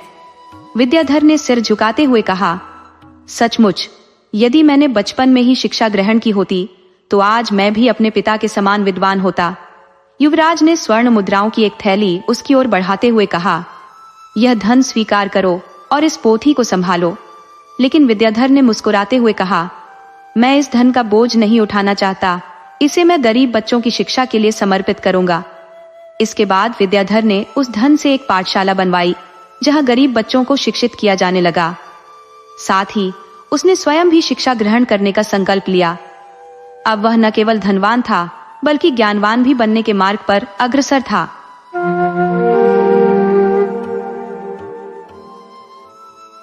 जिला बनारस में बीरा नाम का एक गांव बसा हुआ था। वहां एक बुजुर्ग विधवा स्त्री रहती थी, जिसका नाम भूंगी था, जिसकी कोई संतति नहीं थी। उसकी जीविका का साधन एकमात्र उसका पुराना भाड़ था। इसी भाड़ पर वह गांव के लोगों के लिए अनाज को भूनकर उनका आहार तैयार करती थी। उस गांव के लोग प्रायः सत्तू का सेवन करते थे और इसलिए बुढ़िया के भाड़ के पास हमेशा लोगों की भीड़ लगी रहती थी। उसकी जो भी थोड़ी बहुत कमाई होती, उसी से उसकी छोटी सी झोपड़ी में गुजर बसर होती थी। बुढ़िया की स्थिति इतनी दयनीय थी कि वह अपनी झोपड़ी के कोने में दुबकी पड़ी रहती और अपने भाड़ को जलाने के लिए चारों ओर से सूखी पत्तियों का संग्रह कर लाती थी। भाड़ के समीप सूखी पत्तियों का बड़ा ढेर लगा रहता था। आमतौर पर उसका भाड़ दोपहर के बाद ही जलता था, लेकिन जब एकादशी का व्रत होता तो उसका भाड़ अधिक देर तक नहीं जलता था। इसके अलावा यदि गांव के जमींदार उदयभान के घर से अनाज भूनने के लिए आ जाता तो उस दिन भी बुढ़िया को भूखे पेट ही सोना पड़ता था, क्योंकि जमींदार कभी उसे इसके बदले में पैसे नहीं देता था। इस प्रकार उस विधवा बुढ़िया का जीवन संघर्षों से भरा हुआ था, जहां उसे अपने अस्तित्व के लिए निरंतर संघर्ष करना पड़ता था। बुढ़िया अक्सर जमींदार के घर का पानी भी भरती थी और इस कार्य के लिए उसे कई बार अपने भाड़ का काम रोकना पड़ता था। वह जमींदार के गांव में रहने के कारण उस पर जमींदार की सेवा का एक अदृश्य बंधन था, जो गांव वालों की नजर में एक सामान्य बात मानी जाती थी। जमींदार को बुढ़िया की दुर्दशा से कोई सरोकार नहीं था, क्योंकि उसे यकीन था कि 1-2 दिन भूखे रहने से वह मरने वाली नहीं थी, और अगर दुर्भाग्यवश वह मर भी जाती तो उसकी जगह कोई और मिल जाता। जमींदार के लिए तो यह भी एक एहसान ही था कि वह उस बुढ़िया को अपने गांव में रहने दे रहा था। आज संक्रांति का पर्व था, वह दिन जब लोग नया सत्तू बनाकर उसका दान करते थे और घरों में चूल्हा नहीं जलाते थे। बुढ़िया के भाड़ पर आज जबरदस्त भीड़ लगी हुई थी, जैसे किसी मेले का दृश्य हो। उसकी सांस लेने तक की फुर्सत नहीं थी और ग्राहकों की हड़बड़ाहट पर वह कभी कभी झुंझला जाती थी। इतने में जमींदार के आदमी 2 बड़े बड़े टुकड़े अनाज के लेकर आ पहुंचे और उसे हुक्म दिया कि इन टुकड़ों को तुरंत भूनना है। बुढ़िया के चेहरे पर उदासी छा गई। दोपहर का समय था और सूर्यास्त से पहले इतना अनाज भून पाना असंभव प्रतीत हो रहा था। अगर उसे कुछ और समय मिल जाता तो शायद वह कुछ कमा लेती, क्योंकि जमींदार का अनाज तो मुफ्त में ही भूनना पड़ता था। बुढ़िया की निराशा ने उसे घेर लिया जब उसने सोचा कि भाग्य ने भी उसके साथ कोई रियायत नहीं की और इन यमदूतों को भेज दिया। आखिरकार हार मानकर उसने दोनों टुकड़े उठा लिए और मन ही मन जान लिया कि आज रात तक उसे मुफ्त में भाड़ जलाना पड़ेगा। जमींदार के आदमी ने तीखी आवाज में डांटते हुए कहा, देर नहीं होनी चाहिए, समझी? यहीं बैठे रहो जब तक अनाज भून न जाए। किसी और के दाने छूने की कोशिश भी की तो हाथ काट लेंगे। शाम तक अनाज तैयार हो जाना चाहिए। ये धमकी देकर वे वहां से चले गए, लेकिन बुढ़िया के सामने समस्या का पहाड़ खड़ा था। मन भर अनाज भूनना कोई आसान काम तो नहीं था। ऊपर से बीच बीच में भाड़ में आग की तीव्रता को बनाए रखने के लिए संभालना भी पड़ता था। शाम होने को आई थी, लेकिन काम अभी आधा भी पूरा नहीं हुआ था। बुढ़िया के मन में डर समा गया था कि कहीं जमींदार के आदमी लौट ना आए और आते ही उसे अपशब्द कहने और मारने पीटने न लगे। उसने और तेजी से काम करना शुरू किया, रेत की गर्मी को थामते हुए, बालों में छोड़ते हुए, और फिर बालू ठंडी हो जाती। वह समझ नहीं पा रही थी कि इस कठिन परिस्थिति में क्या करे। न तो वह यह काम छोड़ सकती थी और न ही इसे इतनी जल्दी निपटा सकती थी। उसके मन में विचारों का तूफान उमड़ पड़ा। किस मुसीबत में फंस गई हूं मैं? जमींदार कौन सा मेरी मदद करता है? कौन सा वह मेरे आंसू पोंछता है? अपना खून पसीना एक करके कुछ कमा पाती हूँ और यह लोग मेरी जान के पीछे पड़े हैं। जब देखो जमींदार के आदमी सिर पर सवार रहते हैं, जैसे उनकी 4 अंगुल जमीन का बोझ मेरे कंधों पर है। क्या इतनी सी जमीन का इतना बड़ा मूल्य है? गांव में कई जगहें खाली पड़ी हैं, वहां तो कोई केसर नहीं उपजता, फिर मुझी पर क्यों इतनी सख्ती? ये सोचते सोचते वह अंदर ही अंदर टूटने लगी। तभी जमींदार के आदमी वापस आ पहुंचे और गुस्से से गरजते हुए बोले, क्या अभी तक अनाज नहीं भुना? बुढ़िया ने निडर होकर कहा, भून रही हूं, देख नहीं रहे हो? सारा दिन बीत गया और अब तक तुमसे इतना सा अनाज भी नहीं भुना गया। ऐसा कहने की जुर्रत भी कर रहे हो? उसके दिल में आक्रोश था, लेकिन उसे इस सच्चाई का भी सामना करना पड़ रहा था कि वह बिना किसी सहारे के इस कठिन दौर से गुजर रही थी। ये तो सवेरा हो गया है, सत्तू कैसे बनेगा अब? देखना आज जमींदार जी तेरी क्या दशा करते हैं। इस हादसे का नतीजा यह हुआ कि उसी रात बुढ़िया का भार ध्वस्त कर दिया गया और अब वह पूरी तरह असहाय हो गई थी। उसकी रोजी रोटी का सहारा छिन गया था। गांव वालों को भी भाड़ के नष्ट हो जाने से बेहद तकलीफ हुई। वे जमींदार से मिले और बुढ़िया को भाड़ फिर से जलाने की अनुमति देने की गुहार की, लेकिन जमींदार ने उनकी विनती पर कोई ध्यान नहीं दिया। उसे अपनी साख की जरा भी परवाह नहीं थी। कुछ शुभ चिंतकों ने बुढ़िया को सलाह दी कि वह किसी अन्य गांव में जाकर बस जाए, लेकिन उसके दिल ने इस प्रस्ताव को स्वीकारने से इनकार कर दिया। इस गांव में उसने अपने 50 साल गुजारे थे। हर पेड़ पौधे से उसका लगाव हो गया था। सुख दुख के सभी पल इसी गांव में बिताए थे और अब जब जिंदगी की अंतिम घड़ियां नजदीक थी, उसे यहाँ से छोड़ने का ख्याल भी विचलित कर देता था। उसके लिए इस गांव का दुख दूसरे गांव के सुख से कहीं ज्यादा प्यारा था। 1 महीना इसी तरह बीत गया। सुबह का समय था और जमींदार उदयभान अपने 2-3 सेवकों के साथ लगान वसूलने जा रहे थे। अपने कर्मचारियों पर उन्हें ज्यादा भरोसा नहीं था, इसलिए खुद निकल पड़े थे। जब वे बुढ़िया के भाड़ के पास से गुजरे तो उनकी नजर भाड़ की ओर पड़ी और उनके शरीर में जैसे आग लग गई। बुढ़िया फिर से अपने भाड़ को तैयार कर रही थी। मिट्टी के बड़े बड़े ढेले तेजी से उस पर रख रही थी। शायद उसने यह काम रात के अंधेरे में शुरू किया था और सूर्योदय से पहले इसे पूरा कर लेना चाहती थी। उसे यह सोचने की भी फुर्सत नहीं थी कि वह जमींदार के आदेशों के खिलाफ कुछ कर रही है। उसे देखकर उदयभान गुस्से में गरज उठे, किसके हुक्म से ये सब कर रही हो? बुढ़िया ने चौंक कर देखा तो सामने जमींदार महोदय खड़े थे। उदयभान ने दोबारा गुस्से से पूछा, किसके हुक्म से ये सब कर रही हो? वहां मौजूद लोग बुदबुदाने लगे, बना रही है तो बना रही है, इसमें क्या गलत है? जमींदार ने तमतमाते हुए कहा, मैं अभी इसे खुद उखाड़ फेंकूंगा। ये कहते हुए उसने भाड़ को एक जोरदार ठोकर मारी, जिससे वह गीली मिट्टी का ढेर बिखर गया। दूसरी ठोकर उसने फिर मारी, लेकिन इस बार बुढ़िया सामने आ गई और ठोकर उसकी कमर पर जा लगी। अब बुढ़िया के चेहरे पर क्रोध की रेखाएं उभर आईं। कमर सहलाते हुए उसने दर्द में डूबी आवाज में कहा, महाराज, अगर तुम्हें इंसान का डर नहीं तो कम से कम भगवान का तो लिहाज करो। मुझे इस तरह उजाड़ कर क्या पालोगे? क्या इस छोटी सी धरती में सोने की खान मिल जाएगी? मैं तुम्हारे भले के लिए कहती हूँ, गरीब की हाय मत लो, मेरे आंसुओं से खेल मत करो। उदयभान ने उसकी बात काटते हुए कहा, अब तो यहाँ फिर से भाड़ बनाएगी? बुढ़िया ने निडरता से जवाब दिया, नहीं बनाऊंगी तो खाऊंगी क्या? तुम्हारे पेट का तो मैंने ठेका नहीं लिया है और गांव में तुम्हारा काम भी करती हूँ, पानी भी भरती हूँ, लेकिन अगर तुम चाहो कि मैं अपना भाड़ न बनाऊं तो ऐसा नहीं होगा। इस पर जमींदार तमतमाकर बोला, गांव छोड़कर क्यों नहीं चली जाती? आखिर 12 साल खेत जोतने के बाद तो हर कोई आसामी हो जाता है, लेकिन मैं तो इस झोपड़ी में ही पली बड़ी हूँ। मेरे सास ससुर और उनके पुरखे भी यहीं रहे हैं। अब इस झोपड़ी को यमराज भी नहीं ले सकता तो तुम क्या चीज हो? जमींदार ने गुस्से से दहाड़ते हुए कहा, अच्छा, अब तो कानून की बातें भी करने लगी है। अगर तू मेरे सामने हाथ जोड़ती तो मैं शायद तुझे छोड़ भी देता, लेकिन अब तो तुझे गांव से निकाल कर ही चैन लूंगा। इसके बाद उसने अपने आदमियों से कहा, जाकर उसके पत्तियों के ढेर में आग लगा दो, देखते हैं अब ये कैसे भाड़ बनाएगी। जमींदार के आदमी तुरंत पत्तियों के ढेर में आग लगा देते हैं। देखते ही देखते आग की लपटें आसमान को छूने लगती है और उसकी दहकती लहरें चारों ओर फैल जाती है। एक ही पल में वहां हाहाकार मच गया, मानो जलती हुई ज्वाला पूरी बस्ती को निगलने के लिए दौड़ पड़ी हो। सारे गांव के लोग उस धधकते अग्नि पर्वत के चारों ओर आक्रोश और भय में गिरे खड़े थे। भूमगी अपनी उदास आंखों से मानो अपनी ही आत्मा का अंतिम संस्कार होते देख रही हो, उस धधकती लपटों को निहार रही थी।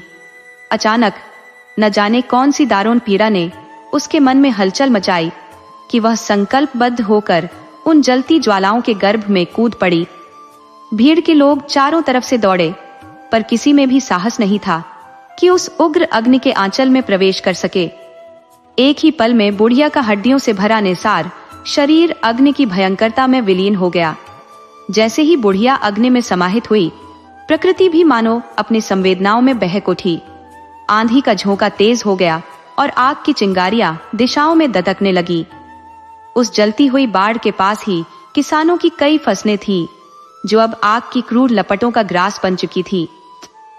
ज्यों-ज्यों हवा और तेज होती गई, त्यों-त्यों आग का विस्तार बढ़ता गया, मानो जमींदार उदयभान के खेतों को निगलने को आतुर हो। गांव में अब हाहाकार मच गया। लोग पानी के बर्तन और बाल्टियों के साथ आग बुझाने के लिए दौड़ पड़े, लेकिन पानी की बूंदें मानो आग पर तेल डालने का कार्य कर रही थी। आग और भी भयानक रूप लेकर जमींदार की विशाल हवेली को अपने चंगुल में ले बैठी। वो भव्य हवेली, जो कभी शक्ति और ऐश्वर्य का प्रतीक थी, अब एक जलते हुए अग्नि सागर में परिवर्तित हो गई थी। हवेली से उठने वाली चीख पुकार की ध्वनि बुढ़िया की चीत्कार से भी अधिक मार्मिक थी। गांव के लोग इस विनाशकारी मंजर को देख अब यही मानते थे कि जमींदार ने उस गरीब बुढ़िया के जीवन को रौंदकर अपने ही पतन का कारण बना लिया। बुढ़िया की हृदय विदारक बद्दुआओं ने उस दिन जमींदार की पूरी संपत्ति को भस्म कर दिया था।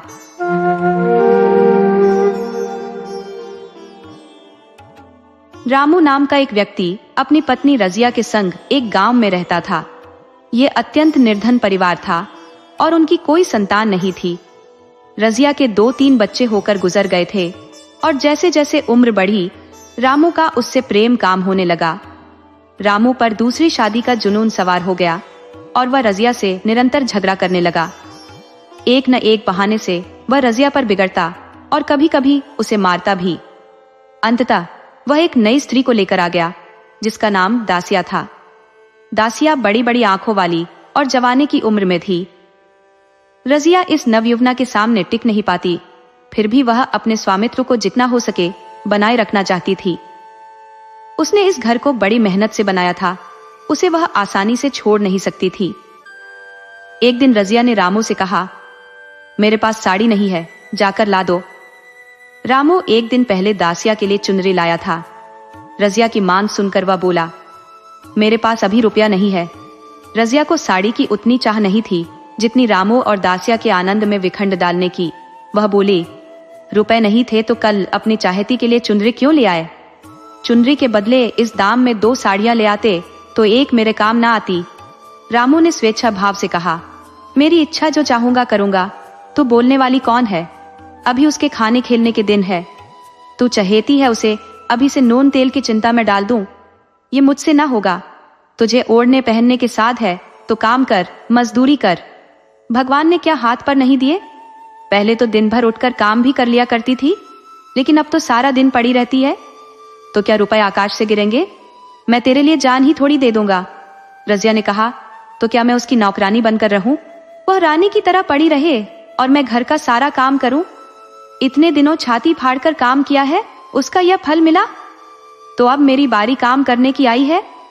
मैं जैसे रखूंगा वैसे ही तुझे रहना पड़ेगा। मेरी इच्छा होगी तो रहूंगी, नहीं तो अलग हो जाऊंगी। जो तेरी इच्छा होकर मेरा गला छोड़। अच्छी बात है, आज से तेरा गला छोड़ती हूं। समझ लूंगी कि मैं विधवा हो गई। रामू दिल में समझ रहा था कि यह गृहस्थी रजिया ने ही जोड़ी है। संभव था कुछ दिन बाद जाकर वह रजिया को मना लेता, पर दासिया भी कूटनीति में कुशल थी। उसने गरम लोहे पर चोट जमाना शुरू की और बोली, आज देवी किस बात पर बिगड़ रही थी? रामू ने उदास मन से कहा, तेरी चुनरी के पीछे रजिया महाभारत मचाए हुए है। अब कहती है कि मैं अलग रहूंगी। मैंने कह दिया, तेरी जो इच्छा हो वो कर। दासिया ने आंख मटकाते हुए कहा, यह सब नखरे हैं। तुम हाथ पैर जोड़ोगे और मनाओगे और कुछ नहीं। तुम चुप बैठे रहो, 2-4 दिन में उसकी गर्मी उतर जाएगी। तुम कुछ मत बोलना। रामू ने गंभीर भाव से कहा, दासी, तुम जानती हो वह कितनी घमंडी है। वह मुंह से जो बात कह देती है उसे पूरा करके ही छोड़ती है। रजिया को भी रामू से ऐसी कृतज्ञता की आशा नहीं थी। अब जब वह पहले की तरह सुंदर नहीं रही, इसलिए रामू को अब उससे प्रेम नहीं है। ये घर उसने बनाया है, अनाज का लेन देन उसने शुरू किया, और आज उसका पति इतनी निर्दयता से उसे दूध की मक्खी की तरह निकाल फेंकना चाहता है। रामू ने इतना भी कहा कि तू अलग नहीं रह पाएगी। मैं या तो खुद मर जाऊंगा या तुझे मार डालूंगा, पर तुझे अलग नहीं होने दूंगा। परंतु मेरी ऐसी दुर्गति है कि उसे निर्दय को मुझ पर दया भी ना आई। दूसरे दिन रजिया एक दूसरे गांव के लिए चल पड़ी। उसने अपने साथ कुछ नहीं लिया। जो साड़ी उसकी देह पर थी वही उसकी सारी संपत्ति थी। विधाता ने उसके बच्चों को तो पहले ही छीन लिया था, आज घर भी छीन लिया। रामू उस समय दासिया के साथ बैठा हुआ आमोद प्रमोद कर रहा था। रजिया को जाते देखकर शायद वह समझ न सका कि वह घर छोड़कर जा रही है। रजिया ने भी यही सोचा कि इस तरह से चोरों की भांति वह जाना भी नहीं चाहती। वह दासिया को, उसके पति को और सारे गांव को दिखा देना चाहती थी कि वह इस घर में से ढेले की कोई चीज भी नहीं ले जा रही है। गांव वालों के सामने रामू का अपमान करना ही उसका लक्ष्य था। उसके चुपचाप चले जाने से तो कुछ भी ना होगा। रामू उल्टा सबसे कहेगा कि रजिया ही घर की सारी संपदा लेकर चली गई। उसने रामू को पुकार कर कहा, संभालो अपना घर, मैं जाती हूं। तुम्हारे घर की कोई भी चीज अपने साथ नहीं ले जा रही। रामू एक क्षण के लिए कर्तव्य भ्रष्ट हो गया। उसे समझ में नहीं आया कि क्या कहे। उसे आशा न थी कि वह इस तरह से जाएगी। उसने सोचा था कि जब वह घर छोड़कर ले जाने लगेगी तब वह गांव वालों को दिखाकर उनकी सहानुभूति प्राप्त करेगा। पर अब क्या करे। तभी दासिया बोली, जाकर गांव में ढिंडोरा पीट दो, यहाँ किसी का डर नहीं है। तू अपने घर से लेकर ही क्या आई थी जो कुछ लेकर जाएगी। रजिया ने उसकी बातों पर ध्यान न देकर रामू से कहा, सुनते हो अपनी चहेती की बातें, फिर भी मुंह नहीं सकते। मैं तो जाती हूँ, लेकिन दासिया रानी, तुम भी बहुत दिन तक राज न कर पाओगी। ईश्वर के दरबार में अन्याय नहीं फलता, वह तो बड़े बड़ों के घमंड चूर कर देता है। दासिया ठट्ठा मारकर हंसी, पर रामू ने सिर झुका लिया। रजिया चली गई। रजिया जब नए गांव में आई, जो रामू के गांव के निकट ही था, तो वहां के लोग उससे परिचित थे। वे जानते थे कि वह कितनी कुशल गृहिणी है, कितनी मेहनती है और कितनी सच्ची है। रजिया को मजदूरी का काम मिलने में कोई भी कठिनाई नहीं हुई। 3 साल कैसे बीत गए उसे पता ही नहीं चला। उसने एक नई गृहस्थी बनाई, खेती शुरू की, और इसका विवरण करने बैठे तो कहानी खत्म नहीं होगी। संजय के जितने मंत्र थे वे सब रजिया को भली भांति ज्ञात थे। गांव वाले उसके परिश्रम को देखकर दांतों तले उंगली दबाते थे। वह रामू को दिखा देना चाहती थी कि वह अब पराधीन नहीं रही, वह अपनी मेहनत की खाती थी। रजिया के पास बैलों की एक अच्छी जोड़ी थी। वह उनके कंधों पर सिर रखकर कहती, तुम ही मेरे बेटे हो, तुम ही पति हो। बैल शायद रजिया की भाषा और भाव समझते थे। अब वह इस गांव की चौधराइन थी। एक दिन जब रजिया घर लौट रही थी तो एक आदमी ने आकर कहा, तुमने सुना, चौधरी रामू बहुत बीमार है। रजिया ने उदासीनता से कहा, क्या जर है? जर नहीं, कोई और रोग है। वह आदमी बोला, बाहर खाट पर पड़ा है। मैंने पूछा, कैसा जी है? रामू तो रटने लगा, बड़ा बुरा हाल है उसका। घर में एक भी पैसा नहीं है कि वह अपनी दवा दारू कर सके। रजिया का एक लड़का है, वह पहले भी काम धंधा नहीं करती थी और अब तो लड़के वाली है तो काम कैसे करेगी। घर की सारी मार रामू के सर पर ही गिरी है। फिर दासिया को भी गहने चाहिए। नई दुल्हन जो ठहरी, रजिया घर के अंदर जाते हुए कहती है, जो जैसा करेगा वैसा भोगेगा। लेकिन अंदर जाकर उसका मन नहीं लगा। वह एक क्षण में फिर बाहर आई। शायद उसे उस आदमी से कुछ पूछना था, पर वह आदमी चला गया था। रजिया ने इधर उधर उसे ढूंढा, परंतु वह ना मिला। रजिया घर की चौखट पर ही खड़ी हो गई। उसे वे शब्द याद आए जो 3 साल पहले उसने रामू के घर से निकलते हुए कहे थे। उस वक्त जलन में उसने वह शाप दिया था। वह जलन अब नहीं थी। समय ने उसे बहुत कुछ शांत कर दिया था। रामू और दासिया की अवस्था पर अब उसे ईर्ष्या नहीं होती थी, बल्कि दया आई थी। उसने सोचा, रामू बीमार है, अवश्य ही उसकी दशा अच्छी नहीं होगी। कुछ ऐसा मोटा ताजा तो वह पहले भी नहीं था, और बीमारी के बाद तो बिल्कुल भुला ही गया होगा। खेती तो उसकी पहले भी बहुत काम थी, खाने पीने को भी ठीक से नहीं मिलता होगा। तभी पड़ोस की एक स्त्री आज मांगने के बहाने आकर कहने लगी, सुना है रामू बहुत बीमार है, जो जैसा करेगा वैसा पाएगा। तुम्हें इतनी बेदर्दी से निकाला कि कोई बैरी भी ऐसा ना करेगा। रजिया ने टोका, नहीं दीदी, ऐसी बात न थी। वे तो बेचारे कुछ बोले ही नहीं। मैं चली तो सिर झुका लिया। दासिया के कहने में आकर वह यह सब कर बैठे। मैं किसी की बुराई क्यों करूं? दासिया के कारण ही उनकी यह दशा हुई है। पड़ोसन ने आज ना मांगी और मुंह फेर कर चली गई। रजिया ने अपना घड़ा उठाया, रस्सी ली और कुएं से पानी खींचने के लिए चल पड़ी। वह सोच रही थी कि अगर रामू की तबीयत इतनी खराब होती तो वह अवश्य किसी को उसके पास जरूर भेजता। यदि कोई उसे बुलाने नहीं आएगा तो वह कैसे जा सकती है? लोग कहेंगे, आखिर रजिया आई ना, मगर रामू तो अचेत पड़ा है, उसकी दशा ऐसी ही थी। फिर उसे कौन बुलाएगा? तभी उसे सामने से एक आदमी आता हुआ दिखाई दिया। वह कुछ घबराया हुआ लग रहा था। रजिया ने सोचा, निश्चित ही यह रामू के गांव से आया है। उसने घड़ा रख दिया और उस आदमी के पास जाकर बोली, रामू, महतो ने भेजा है तुम्हें। अच्छा, तो चलो, मैं तुम्हारे साथ चलती हूँ। नहीं नहीं, अभी मुझे कुछ देर है, बैलों को चारा पानी देना है, दिया बाती करनी है। ऐसा करती हूँ, मैं तुम्हें कुछ रुपए दे देती हूँ, तुम जाकर दासिया को दे देना और कह देना कोई काम हो तो बुला ले। वह आदमी, जो किसी दूसरे गांव का रहने वाला था, पहले तो चौंक गया, फिर समझ गया और चुपचाप रजिया के साथ चल पड़ा और रुपए लेकर चला गया। चलते चलते रजिया ने पूछा, अब क्या हाल है उसका? आदमी ने अटकलबाजी में जवाब दिया, अब तो कुछ संभल रहा है। वह अनजान आदमी वहां से चला गया और रजिया बैलों को चारा पानी देने लगी, परंतु उसका मन अभी भी रामू में ही लगा हुआ था। उसे याद आया कि 10 साल पहले जब वह बीमार पड़ी थी तो रामू उसके सिरहाने बैठा रहता था, खाना पीना तक भूल गया था। रजिया के मन में आया कि क्यों ना जाकर देखाऊं, कोई क्या कहेगा, किसी का मुंह है जो कुछ कहे। कोई चोरी करने थोड़े जा रही हूं, मेरा आदमी है, उसके पास जा रही हूं। दासिया क्या कहेगी, उससे क्या मतलब। रजिया ने अपने घर के किवाड़ बंद किए, घर को सहेजा और रामू को देखने के लिए चल पड़ी, मन में क्षमा का भाव लिए हुए। इधर रामू को थोड़े ही दिनों में मालूम हो गया था कि उसके घर की आत्मा निकल गई है और वह चाहे जितना भी जोर करे, कितना भी सिर खपाए, उसमें स्फूर्ति नहीं आएगी। दासिया सुंदर थी, शौकीन थी, पर खेती की उपज काम होने लगी थी और जो होती भी थी वह उटपटांग खर्चों में लुट जाती थी। रामू को कई बार उधार लेना पड़ा। इस चिंता और दुख में उसका स्वास्थ्य बिगड़ना शुरू हो गया। शुरू में उसने कुछ परवाह नहीं की, परवाह करता भी तो क्या करता, घर में पैसे तो थे नहीं। बीमारी का इलाज ना होने से बीमारी ने जड़ पकड़ ली और 10 दिनों में ही उसका दाना पानी छूट गया। मौत के इंतजार में वह खाट पर पड़ा हुआ था। रजिया को याद करके वह बार बार रोता और दासिया को कोसता कि तेरे ही कारण मैंने उसे घर से निकाला। वह क्या गई, घर की लक्ष्मी चली गई। मैं जानता हूं कि अब भी बुलाऊंगा तो रजिया आएगी, लेकिन किस मुंह से उसे बुलाऊं।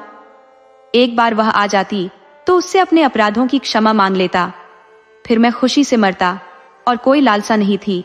अचानक ही रजिया उसके सामने आ गई और उसके माथे पर हाथ रखते हुए पूछा, कैसा जी है तुम्हारा? मुझे तो आज ही खबर मिली। रामू ने सजल नेत्रों से उसकी ओर देखा, पर कुछ कह न सका। उसने दोनों हाथ जोड़कर उसे प्रणाम किया और उसकी आंखें पलट गई। रामू की मृत्यु हो चुकी थी। घर में लाश पड़ी थी। दासिया रो रही थी कि घर में रुपयों का तो नाम भी नहीं है, लकड़ी भी चाहिए, अंतिम संस्कार के लिए व्यवस्था करनी होगी। कफन के बिना लाश कैसे उठेगी? काम से काम 10 रुपए का खर्च तो होगा। यहाँ घर में 10 रुपए तो क्या 10 पैसे भी नहीं थे। वह सोच रही थी कि अब क्या करेगी। उसके पास ऐसे कीमती गहने भी नहीं थे जिन्हें बेचकर 10 रुपए मिल सके। उसने चौधरी के लड़के को बुलाकर कहा, देवरा जी, ये बेरा कैसे पार लगे? गांव में कोई भरोसे का भी नहीं है। मेरे पास गहने हैं, चौधरी से कहो इन्हें गिरवी रख ले और आज का खर्च दे दे। फिर भगवान मालिक है, रजिया से क्यों नहीं मांग लेती? तभी रजिया आंखें पोंछती हुई वहां आ गई। उसके कानों में बात पड़ चुकी थी। उसने पूछा, क्या सलाह कर रहे हो? अब मिट्टी उठाने की बेला है या सलाह करने की? हाँ, इसका इंतजाम कर रहा हूं। रुपया पैसा तो यहां होगा नहीं, बीमारी में ही खर्च हो गए होंगे। इस बेचारी को तो बीच मंझधार में ही लाकर छोड़ दिया। तुम ऐसा करो, लपक कर मेरे घर जाओ। मेरा घर कौन सा दूर है। ये चाबी लो और वहां अंदर भंडार से 50 रुपए निकाल लो, ऊपर की पटरी पर रखे हुए हैं। वह चाबी लेकर उधर चला गया। इधर दासिया रजिया के पैरों पर पड़कर रोने लगी। उसने देखा कि रजिया के मन में कितनी दया है, कितनी क्षमा है। रजिया ने उसे गले से लगा लिया और कहा, क्यों रोती हो? वह चला गया, पर मैं तो हूं, किसी बात की चिंता न कर। इस घर में हम और तुम दोनों उनके नाम पर ही बैठेंगे। मैं वहां भी देखूंगी और यहां भी। कोई तुमसे गहने मांगे तो मत देना। दासिया का जी चाहता था कि सिर पटक कर मर जाए। वह सोचने लगी कि मैंने इसे कितना जलाया, कितना रुलाया और घर से निकाल कर ही छोड़ा। रजिया ने पूछा, जी, रुपए हो तो मुझे बता देना, मैं झगड़ा रखना नहीं चाहती। और तुम्हारा बच्चा इतना दुबला क्यों हो रहा है? दासिया बोली, जो गाय तुम छोड़ गई थी वह मर गई है। अब इसे दूध नहीं मिलता, इसीलिए कमजोर है। राम राम बेचारा मुरझा गया है। मैं कल ही गाय लाऊंगी और अब यहीं पर अपना घर बसाऊंगी। वहां पर क्या रखा है? घर से रामू की लाश उठा दी गई और उसका अंतिम संस्कार कर दिया गया। काम से काम 200 खर्च हो गए। किसी से मांगने की नौबत ना आए, इसलिए सारा खर्चा रजिया ने खुद ही किया। दासिया के जोहार भी इस त्याग की आंच में पिघल गए। वह विलासनी सेवा की मूर्ति बन गई। आज रामू को मरे हुए पूरे 7 साल हो चुके थे। रजिया घर संभाल रही थी। दासिया को वह अब नौकरानी नहीं बल्कि अपनी बेटी समझती थी। पहले उसे पहनाकर फिर खुद पहनती, उसे खिलाकर फिर खुद खाती। जोखू अब पढ़ने के लिए जाता था। उसकी सगाई की बात चल रही थी। उनके खानदान में बचपन में ही ब्याह कर दिया जाता था। दासिया ने कहा, बहन, गहने बनवाकर क्या करोगी? मेरे गहने तो भरे ही है। रजिया ने कहा, नहीं री, उसके लिए नए गहने बनवाऊंगी। अभी तो मेरा हाथ चला है, जब थक जाऊं तो जो चाहे करना। तेरे अभी पहने ओढ़ने के दिन है, तू अपने गहने रहने दे। तभी उनकी पड़ोसी ने कहा, आज जोखो के बाप होते तो कुछ और बात होती। रजिया ने कहा, वह नहीं है तो मैं तो हूं। वे जितना करते मैं उतना ही करूंगी, पर जब मैं मर जाऊं तब कहना कि जोखो के बाप नहीं है। ब्याह के दिन दासिया को रोते देखकर रजिया ने कहा, बहू, तुम क्यों रोती हो? अभी तो मैं जीती हूं, घर तुम्हारा है, जैसे चाहे रहो। मुझे एक रोटी दे देना बस। और मुझे क्या करना? मेरा तो आदमी मर गया है, पर तुम्हारा तो अभी जिंदा है। दासिया उसके गले लगकर खूब रोई और बोली, जी, तुम ही मेरी माता हो। तुम ना होती तो मैं किसके द्वार पर खड़ी होती? घर में तो चूहे लौटते थे। उनके राज में मुझे दुख ही दुख उठाने पड़े। सुहाग का सुख तो मुझे तुम्हारे राज में मिला। मैं दुख से नहीं रोती, रोती हूं तो भगवान की दया पर कि कहां मैं और कहां यह खुशहाली। रजिया मुस्कुराकर रो पड़ी। रजिया, दासिया और उनका बेटा और बहू सभी एक सुखी परिवार की तरह जीवन बिताने लगे।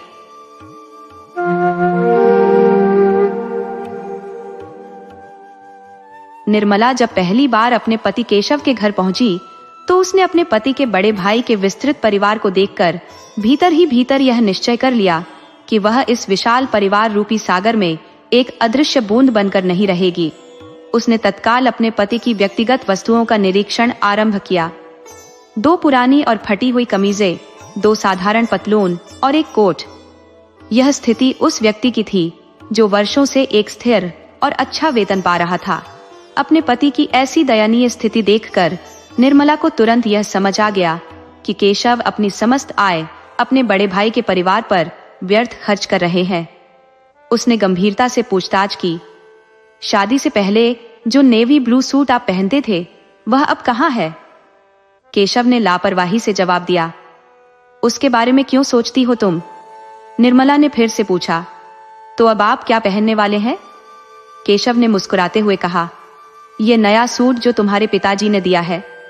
निर्मला का अगला प्रश्न और तीखा था, और उन पैसों का क्या हुआ जो आप इतने वर्षों से कमाते रहे हैं? आपके बैंक खाते में कितनी रकम जमा है? केशव ने हंसते हुए जवाब दिया, श्रीमती जी, मैंने आज तक बैंक में कदम ही नहीं रखा, तो भला जमा क्या करवाता? सच कहूं तो मुझे हिसाब किताब रखने की आदत नहीं है, लेकिन तुम्हें इस बात की इतनी फिक्र क्यों हो रही है? निर्मला ने गहरी सांस ली और कहा, धन के बिना जीवन सुचारू रूप से नहीं चल सकता। केशव ने फिर से अपने स्वभाव के अनुरूप कहा, अरे छोड़ो, ये छोटी छोटी बातें क्यों सोचती हो? निर्मला ने समझदारी से निर्णय लिया कि आज के लिए इस चर्चा को यहीं विराम देना उचित रहेगा, परंतु थोड़े ही दिनों में उसने यह भलीभांति जान लिया कि उसका पति अत्यधिक फिजूल खर्च है और यह आदत उसकी सोच से कहीं अधिक गहरी है।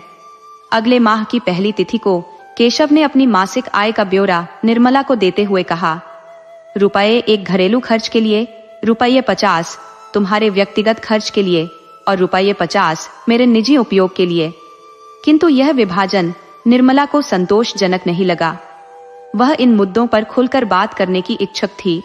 निर्मला ने स्पष्टता से पूछा, भोजन, आवास और अन्य खर्चों का प्रबंध रुपये 1 में कैसे होगा? केशव ने जवाब दिया, इसका प्रबंध भाभी संभालती है। भाभी क्यों? मैं क्यों नहीं?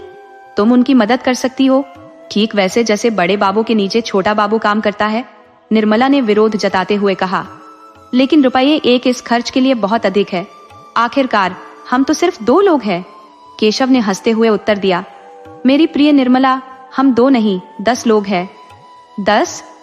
आपके कहने का मतलब है कि इसमें आपके भाई, उनकी पत्नी और उनके सभी बच्चे भी शामिल हैं? हाँ, और क्या, हम सबका उनका साथ निभाना कर्तव्य है। निर्मला ने असंतोष व्यक्त करते हुए कहा, परंतु इसका कोई औचित्य मुझे समझ में नहीं आता कि हम उनकी पूरी परवरिश का भार उठाएं। केशव ने कहा, मैं अपने भाई और उनके बच्चों से प्रेम करता हूँ। क्या यह कारण पर्याप्त नहीं है कि मैं उनकी खुशियों में योगदान करूं? जब हर तर्क विफल हो गया तो निर्मला ने अपने उद्देश्य को साधने के लिए दूसरी राह अपनाई। विवाह के मात्र 4 माह में ही उसने अपनी जेठानी से छोटी छोटी बातों पर तकरार शुरू कर दी। एक रात्रि उसने केशव से गहरी पीड़ा के स्वर में कहा, क्या आप यह चाहते हैं कि मैं दूसरों की गुलामी में जीवन व्यतीत करूं? आपकी भाभी और उनके बच्चों की सेवा करते करते अब मैं थक चुकी हूं। क्या हम किसी ऐसे स्थान पर नहीं जा सकते जिसे हम अपना कह सके और जहां किसी और की दखलंदाजी न हो? केशव ने शांतिपूर्वक पूछा, तुम्हारा आशय क्या है? क्या मैं अपने भाई का साथ छोड़ दूं? निर्मला ने संयम से कहा, मैं यह नहीं कह रही कि आप उनकी आर्थिक सहायता बंद कर दे। यदि उनकी जरूरत है तो मैं उसमें बाधा नहीं बनूंगी, परंतु स्वतंत्रता भी हर व्यक्ति का अधिकार है और मुझे भी इसकी आवश्यकता है। निर्मला की बातों पर विचार करते हुए केशव ने कहा, मैं तुम्हारी बात समझता हूँ, लेकिन साथ ही दूसरों की सहायता करना भी एक मनुष्य का नैतिक कर्तव्य है। निर्मला ने सहमति जताई, यह सही है, परंतु यदि हम अपना अलग घर ले ले तब भी उनकी सहायता जारी रख सकते हैं। मैंने वचन दिया है कि आपके सभी संबंधियों के साथ मेरा व्यवहार सौहार्दपूर्ण रहेगा। सोचिए, अलग रहना कितना सुखद हो सकता है। आप मेरे लिए होंगे और मैं आपके लिए। बीच में किसी अन्य का हस्तक्षेप नहीं होगा। यह एक तर्क नहीं था, बल्कि एक सजीव निवेदन था। यह एक स्त्री की महानतम इच्छा थी जिसे केशव ठुकरा नहीं सका। अगले ही दिन उसने अपने बड़े भाई से कहा, मैं अलग घर में रहना चाहता हूं। भाई ने हैरानी से पूछा, क्यों? केशव ने कहा, निर्मला ऐसा चाहती है और मैं उसकी इस छोटी सी मांग को नजरअंदाज नहीं कर सकता। भाई ने चिंता व्यक्त की, लेकिन केशव ने उन्हें भरोसा दिलाया, आपको घर के खर्चे की चिंता करने की जरूरत नहीं है, मैं पहले की ही तरह मदद करता रहूंगा। मगर बड़ा भाई दृढ़ था। उसने कहा, यदि तुम परिवार से अलग हो जाओगे तो ऐसा नहीं होगा। जब तक हम संयुक्त परिवार में थे तब तक तुम्हारे और मेरे धन में कोई भेदभाव नहीं था, लेकिन अलग अलग रहने पर यह संभव नहीं होगा। केशव ने तर्क किया, भैया, मैं यह अपने स्नेहवश करता हूँ, आप इसे क्यों ठुकराते हैं? भाई ने उत्तर दिया, मैं अपनी पत्नी से कुछ भी छिपाकर नहीं रखता, और मैं तुम्हें भी सलाह दूंगा कि तुम अपनी पत्नी से कुछ छिपाने की कोशिश मत करो। दोनों परिवार अलग हो गए। निर्मला अत्यधिक प्रसन्न थी, परंतु उसकी खुशी उस समय चरम पर पहुंच गई जब केशव ने उसे बताया कि बड़े भाई ने उसकी आर्थिक मदद लेने से मना कर दिया है। माधव, केशव का भाई, अत्यंत साधनहीन था। वह एक साधारण फर्म में क्लर्क था और उसे मात्र ₹50 मासिक वेतन मिलता था। उसके घर में 6 बच्चे थे। उनके पालन पोषण और शिक्षा के लिए यह आय बहुत अपर्याप्त थी। फिर भी माधव जैसे तैसे अपना जीवन चला रहा था। उसने मन ही मन ठान लिया कि वह अपने जीवन को एक नया मोड़ देगा। उसने अपने सबसे बड़े पुत्र, जो कॉलेज में पढ़ाई कर रहा था, से कहा, यदि आगे पढ़ाई करनी है तो तुम्हें कमाई भी करनी होगी। दूसरे पुत्र ने पिछले वर्ष मैट्रिक पास किया था और अब कॉलेज में दाखिले का सोच रहा था। इस स्थिति में माधव के लिए अपने परिवार की नया पार लगाना अत्यंत कठिन हो चला था। उसने अपने सबसे बड़े पुत्र की शिक्षा को समाप्त घोषित करते हुए उसे एक कारखाने में काम सीखने के लिए भेज दिया। छोटे तीनों बच्चों की पढ़ाई जारी रही। सबसे छोटा पुत्र केवल 9 वर्ष का था। समय के प्रवाह ने अपने रंग दिखाए। बड़ा पुत्र अब एक दुकानदार बन चुका था। उसने दलाली का काम प्रारंभ किया और अपनी बचत से एक किराने की दुकान खोल ली। मात्र 2 वर्षों में उसकी दुकान चल पड़ी और वह अब लगभग ₹1 मासिक की आय से पिता की आर्थिक स्थिति को बेहतर करने लगा। दूसरे भाई ने भी कारखाने में काम सीखने के बाद बड़े भाई की मदद से एक छोटी दुकान स्थापित कर ली। इन परिवर्तनों ने केशव के बड़े भाई की हालत को काफी हद तक स्थिर कर दिया। दूसरी तरफ इन 2 वर्षों में केशव और निर्मला के 2 बच्चे हो चुके थे। निर्मला के लिए बच्चों की देखभाल के साथ घर के समस्त कार्य संभालना कठिन होता जा रहा था। केशव ने घर के कामकाज में सहायता हेतु कई नौकर रखे, लेकिन ये नौकर अपने हिसाब से काम करते, चाहे मालिक संतुष्ट हो या नहीं। घी, चीनी और अनाज जैसी चीजों का कोई हिसाब किताब नहीं था। इस बीच निर्मला का स्वास्थ्य बिगड़ने लगा। उसे लगातार बुखार रहता और डॉक्टरों को शंका थी कि उसे टीबी हो सकती है। अंततः निर्मला ने बिस्तर पकड़ लिया। इस स्थिति ने केशव को गहरे चिंता के दलदल में डाल दिया। दफ्तर में उसका ध्यान काम से हटने लगा, जिसके कारण अधिकारी उससे अप्रसन्न हो गए। कुछ समय पहले तक उसे पदोन्नति की आशा थी, परंतु वह भी विफल हो गई। इसी दौरान नौकर भी भाग गया। अब केशव को घर के सभी काम स्वयं करने पड़ते। दवाई लाना, निर्मला की देखभाल करना और दफ्तर का काम निपटाना। निर्मला की सेवा के लिए उसने एक नर्स की व्यवस्था की, लेकिन नर्स का प्रतिदिन का वेतन ₹1 तय हुआ, जो आधे से अधिक वेतन पर भारी पड़ता था। शेष आय दवाइयों में खर्च हो जाती। इस प्रकार घर में खाने पीने की समस्या खड़ी हो गई। इस प्रकार केशव अब घर के सभी कार्यों को स्वयं करने में जुटा हुआ था, किंतु इसके बावजूद निर्मला को राहत नहीं मिल पा रही थी। बच्चों की देखभाल केवल वही कर सकती थी। धीरे धीरे यह स्थिति केशव के जीवन को निराशा से भरने लगी। अत्यधिक उदासी और असहायता में वह अपने भाई से मिलने पहुंचा। भाई ने हालचाल पूछा तो केशव ने घर की सारी परिस्थितियां विस्तार से बताईं। उसने कहा, यदि यही स्थिति बनी रही तो मुझे ऑफिस से निकाल दिया जाएगा और फिर परिवार को भूखों मरना पड़ेगा। भाई ने उसकी व्यथा सुनकर बस इतना कहा, यह सुनकर मुझे बहुत दुख हुआ है। यह सुनकर केशव को वह समय याद आ गया जब उसने अपने भाई से अलग होने की बात कही थी। उस वक्त उसका भाई गहरे संकट में था, लेकिन फिर भी उसने कभी केशव से सहायता नहीं ली थी। अब जब केशव को खुद मदद की आवश्यकता थी, वह उस पुरानी परिस्थिति को याद करके सहायता मांगने का साहस नहीं कर सका। थोड़ी देर वहीं बैठने के बाद वह निराश मन से घर लौट आया। अगले दिन ऑफिस से लौटते वक्त उसने देखा कि उसकी भतीजी कांता घर आई हुई थी। केशव ने सहजता से पूछा, कहो कांता, सब कैसा चल रहा है?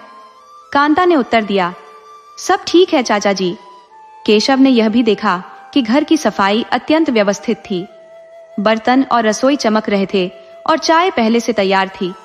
4 महीने बाद केशव ने चाय का आनंद लिया। उसने निर्मला से पूछा, तुम्हारा स्वास्थ्य कैसा है? निर्मला ने उत्तर दिया, जैसा हर दिन रहता है। नर्स छुट्टी की मांग कर रही थी तो मैं परेशान हो गई थी कि उसके बिना क्या होगा। इसी बीच कांता आई और उसने कहा कि वह दिन भर यहीं रहेगी। मैंने नर्स को छुट्टी दे दी। कांता ने मेरी इतनी अच्छी सेवा की कि मैं विस्मित रह गई। केशव का आश्चर्य और बढ़ गया जब कांता का छोटा भाई मोहन भी वहां आ गया। वह बच्चों को खिलाने के लिए पास के पार्क में ले गया। रात में कांता ने खाना बनाया और घर लौट गई, लेकिन मोहन वहीं रुक गया। सुबह उसने चाचा से सब्जी लाने और चाची से दवाइयों के बारे में पूछा। कांता हर सुबह आकर घर का सारा प्रबंध संभालने लगी। 1 सप्ताह तक यह सिलसिला चलता रहा। जब केशव को भरोसा हो गया कि कांता नियमित रूप से आती रहेगी, तो उसने नर्स को स्थायी रूप से छुट्टी दे दी। इसके बावजूद एक बात केशव की समझ से परे थी। कांता ने उनके घर का भोजन कभी नहीं किया और न ही मोहन ने किसी वस्तु को हाथ लगाया। केशव ने कई बार आग्रह किया कि कांता घर पर ही भोजन कर ले, किंतु कांता हर बार इसे टाल देती। धीरे धीरे निर्मला के स्वास्थ्य में सुधार होने लगा और 1 माह के भीतर उसका बुखार भी पूरी तरह उतर गया। अब वह बैठकर थोड़ा बहुत काम करने लगी थी। एक दिन निर्मला ने कांता से बार बार निवेदन किया कि वह आज उनके साथ भोजन करे। इस पर कांता ने कहा, चाची, मुझे बिल्कुल भी भूख नहीं है। निर्मला ने आग्रह किया, कांता, मेरी खुशी के लिए थोड़ा सा खा लो। कांता ने उत्तर दिया, किंतु मैं नहीं खा सकती, मुझे भूख नहीं है। निर्मला ने पूछा, क्यों? यह तो मुझे भी समझ नहीं आता। फिर तुम यहाँ पर क्यों आती हो? कांता ने सहजता से उत्तर दिया, ताकि मैं आपकी कुछ सहायता कर सकूं। उनकी यह वार्ता केशव सुन रहा था और वह स्वयं को इसमें सम्मिलित होने से रोक नहीं सका। उसने पूछा, कांता, क्या तुम्हारी माताजी ने तुम्हें यहाँ काम करने के लिए भेजा है? कांता बोली, नहीं, मैं स्वयं अपनी इच्छा से आती हूँ। एक दिन आपने पिताजी के सामने अपनी कठिनाई प्रकट की थी। उसी समय मेरे मन में चाची की सहायता करने का विचार आया। अगले दिन मैंने पिताजी से इस बारे में पूछा और उन्होंने मुझे यहाँ आने की अनुमति दे दी। तब से मैं आने लगी। मुझे प्रसन्नता है कि चाची अब स्वस्थ हो रही है। केशव ने पूछा, लेकिन तुमने ऐसा क्यों ठाना कि तुम यहाँ का खाना नहीं खाओगी? क्या यह तुम्हारा दृढ़ निश्चय है कि तुम हमारी कोई वस्तु नहीं लोगी? कांता ने कोई उत्तर नहीं दिया। उसकी चुप्पी ने सारा मर्म स्पष्ट कर दिया। केशव सब समझ गया। निर्मला को भी जैसे एक चुभन का एहसास हुआ। वह कांता से कहने ही वाली थी कि अब उसे आने की आवश्यकता नहीं है, किंतु घर की परिस्थितियों और अपनी असमर्थता को देखकर वह मौन रह गई। उस रात केशव ने निर्मला से गंभीर स्वर में पूछा, क्या तुम्हें उस बात पर लज्जा नहीं होती जो तुमने मेरे भाई के साथ करवाई थी? निर्मला चौंकी। उसने प्रतिवाद किया, मैंने ऐसा क्या करवाया था? केशव बोला, तुमने उनकी सहायता बंद करवाई थी, जबकि उस समय उन्हें इसकी अत्यधिक आवश्यकता थी। परिणाम स्वरूप सुंदर को कॉलेज छोड़कर दुकान संभालनी पड़ी। निर्मला ने कहा, मैंने तो आपको उनकी सहायता से मना नहीं किया था, उन्होंने ही इसे अस्वीकार कर दिया था। नहीं, केशव ने दृढ़ता से कहा, हमने उन्हें इसके लिए विवश किया था। सुनो, मैंने अब तय किया है कि मैं भैया और भाभी के पास जाकर उनके चरणों में सिर रखकर क्षमा मांगूंगा और उनसे याचना करूंगा कि दोनों परिवार फिर से एक हो जाए। यह सच है कि उन दिनों तुम्हें भाभी से अधिक काम करना पड़ता था, लेकिन युवा होने के कारण तुम कर भी सकती थी, वैसे ही जैसे आज कांता आकर तुम्हारी सहायता करती है। किसी का काम करना एहसान नहीं होता। थोड़ी देर रुककर उसने कहा, निर्मला, तुम ही बताओ, जो सेवा कांता और मोहन ने केवल स्नेह के कारण की, क्या वह किसी भी मूल्य पर खरीदी जा सकती थी? निर्मला के पास कोई उत्तर नहीं था। अंततः उसने एक प्रश्न किया, परंतु हमारी व्यक्तिगत स्वतंत्रता का क्या होगा? केशव ने शांत स्वर में कहा, निर्मला, स्वतंत्रता सदैव उसके पास रहती है जो उसे बनाए रखने की योग्यता रखता है। अयोग्य व्यक्तियों के लिए स्वतंत्रता उनके हित में नहीं होती। इस घटना के बाद दोनों परिवार फिर से एक हो गए।